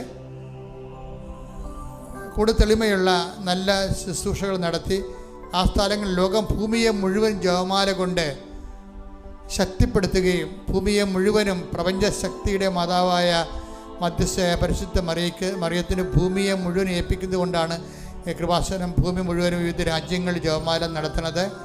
അങ്ങനെ ജപമാല നടത്തുന്ന എല്ലാവരെയും, ആ ജപമാല നടത്തിക്കൊണ്ട് എന്നെ സംഘടിപ്പിക്കുന്നവരെയും അതുമായി ബന്ധപ്പെട്ട് പ്രവർത്തിക്കുന്നവരും പങ്കെടുക്കുന്നവരെയും പരിശുദ്ധയുടെ നീല മേലങ്കയിൽ സമർപ്പിച്ചുകൊണ്ട് പരിശുദ്ധാത്മാ നിറവിനായി സ്തുതിക്കട്ടെ. ഹല്ലേലൂയ.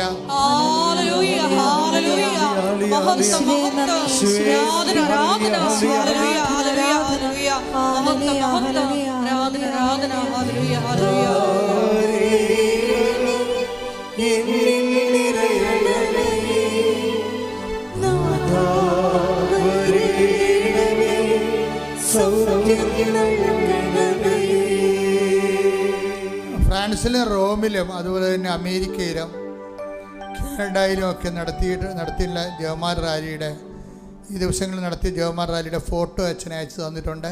അവരെല്ലാം ഞാൻ ഈ സമയത്ത് ഈ ആരാധന ഓർക്കുകയും ആ നടത്തി കഴിഞ്ഞവരെയും ഈ സമയത്തെല്ലാം നന്ദിയോട് അനുസ്മരിക്കുകയും അവരെ ഈശോയുടെ നാമത്തെ അനുഗ്രഹിക്കുകയും ചെയ്തുകൊണ്ട് പ്രാർത്ഥിക്കുന്ന സ്തുതിക്കട്ടെ. ഹല്ലേലൂയ.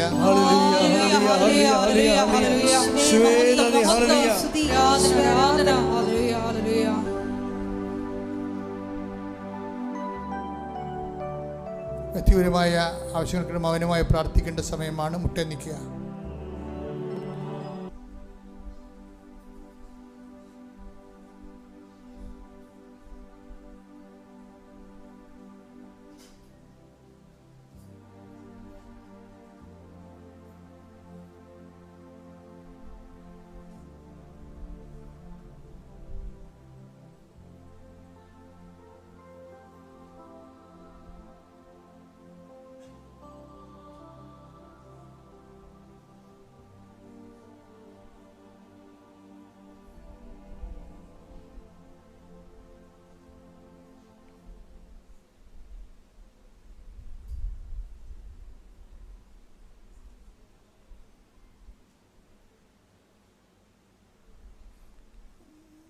സമാപനാശീർവാദം.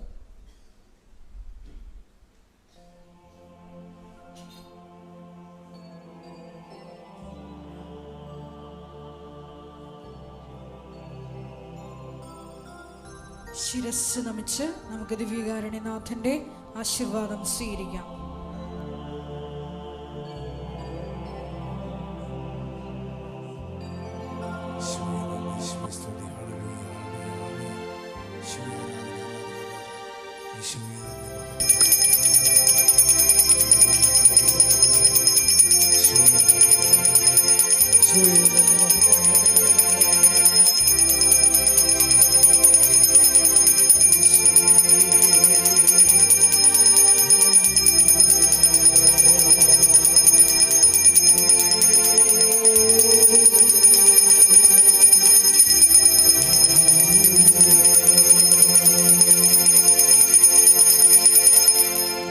പരിശുദ്ധ പരമ ദിവ്യകാരുണ്യമേ, എന്നും അങ്ങേക്ക് ആരാധന. പരിശുദ്ധ പരമ ദിവ്യകാരുണ്യമേ, എന്നും അങ്ങേക്ക് പരിശുദ്ധ പരമ ദിവ്യകാരുണ്യമേ, എന്നും അങ്ങേക്ക് ആരാധന.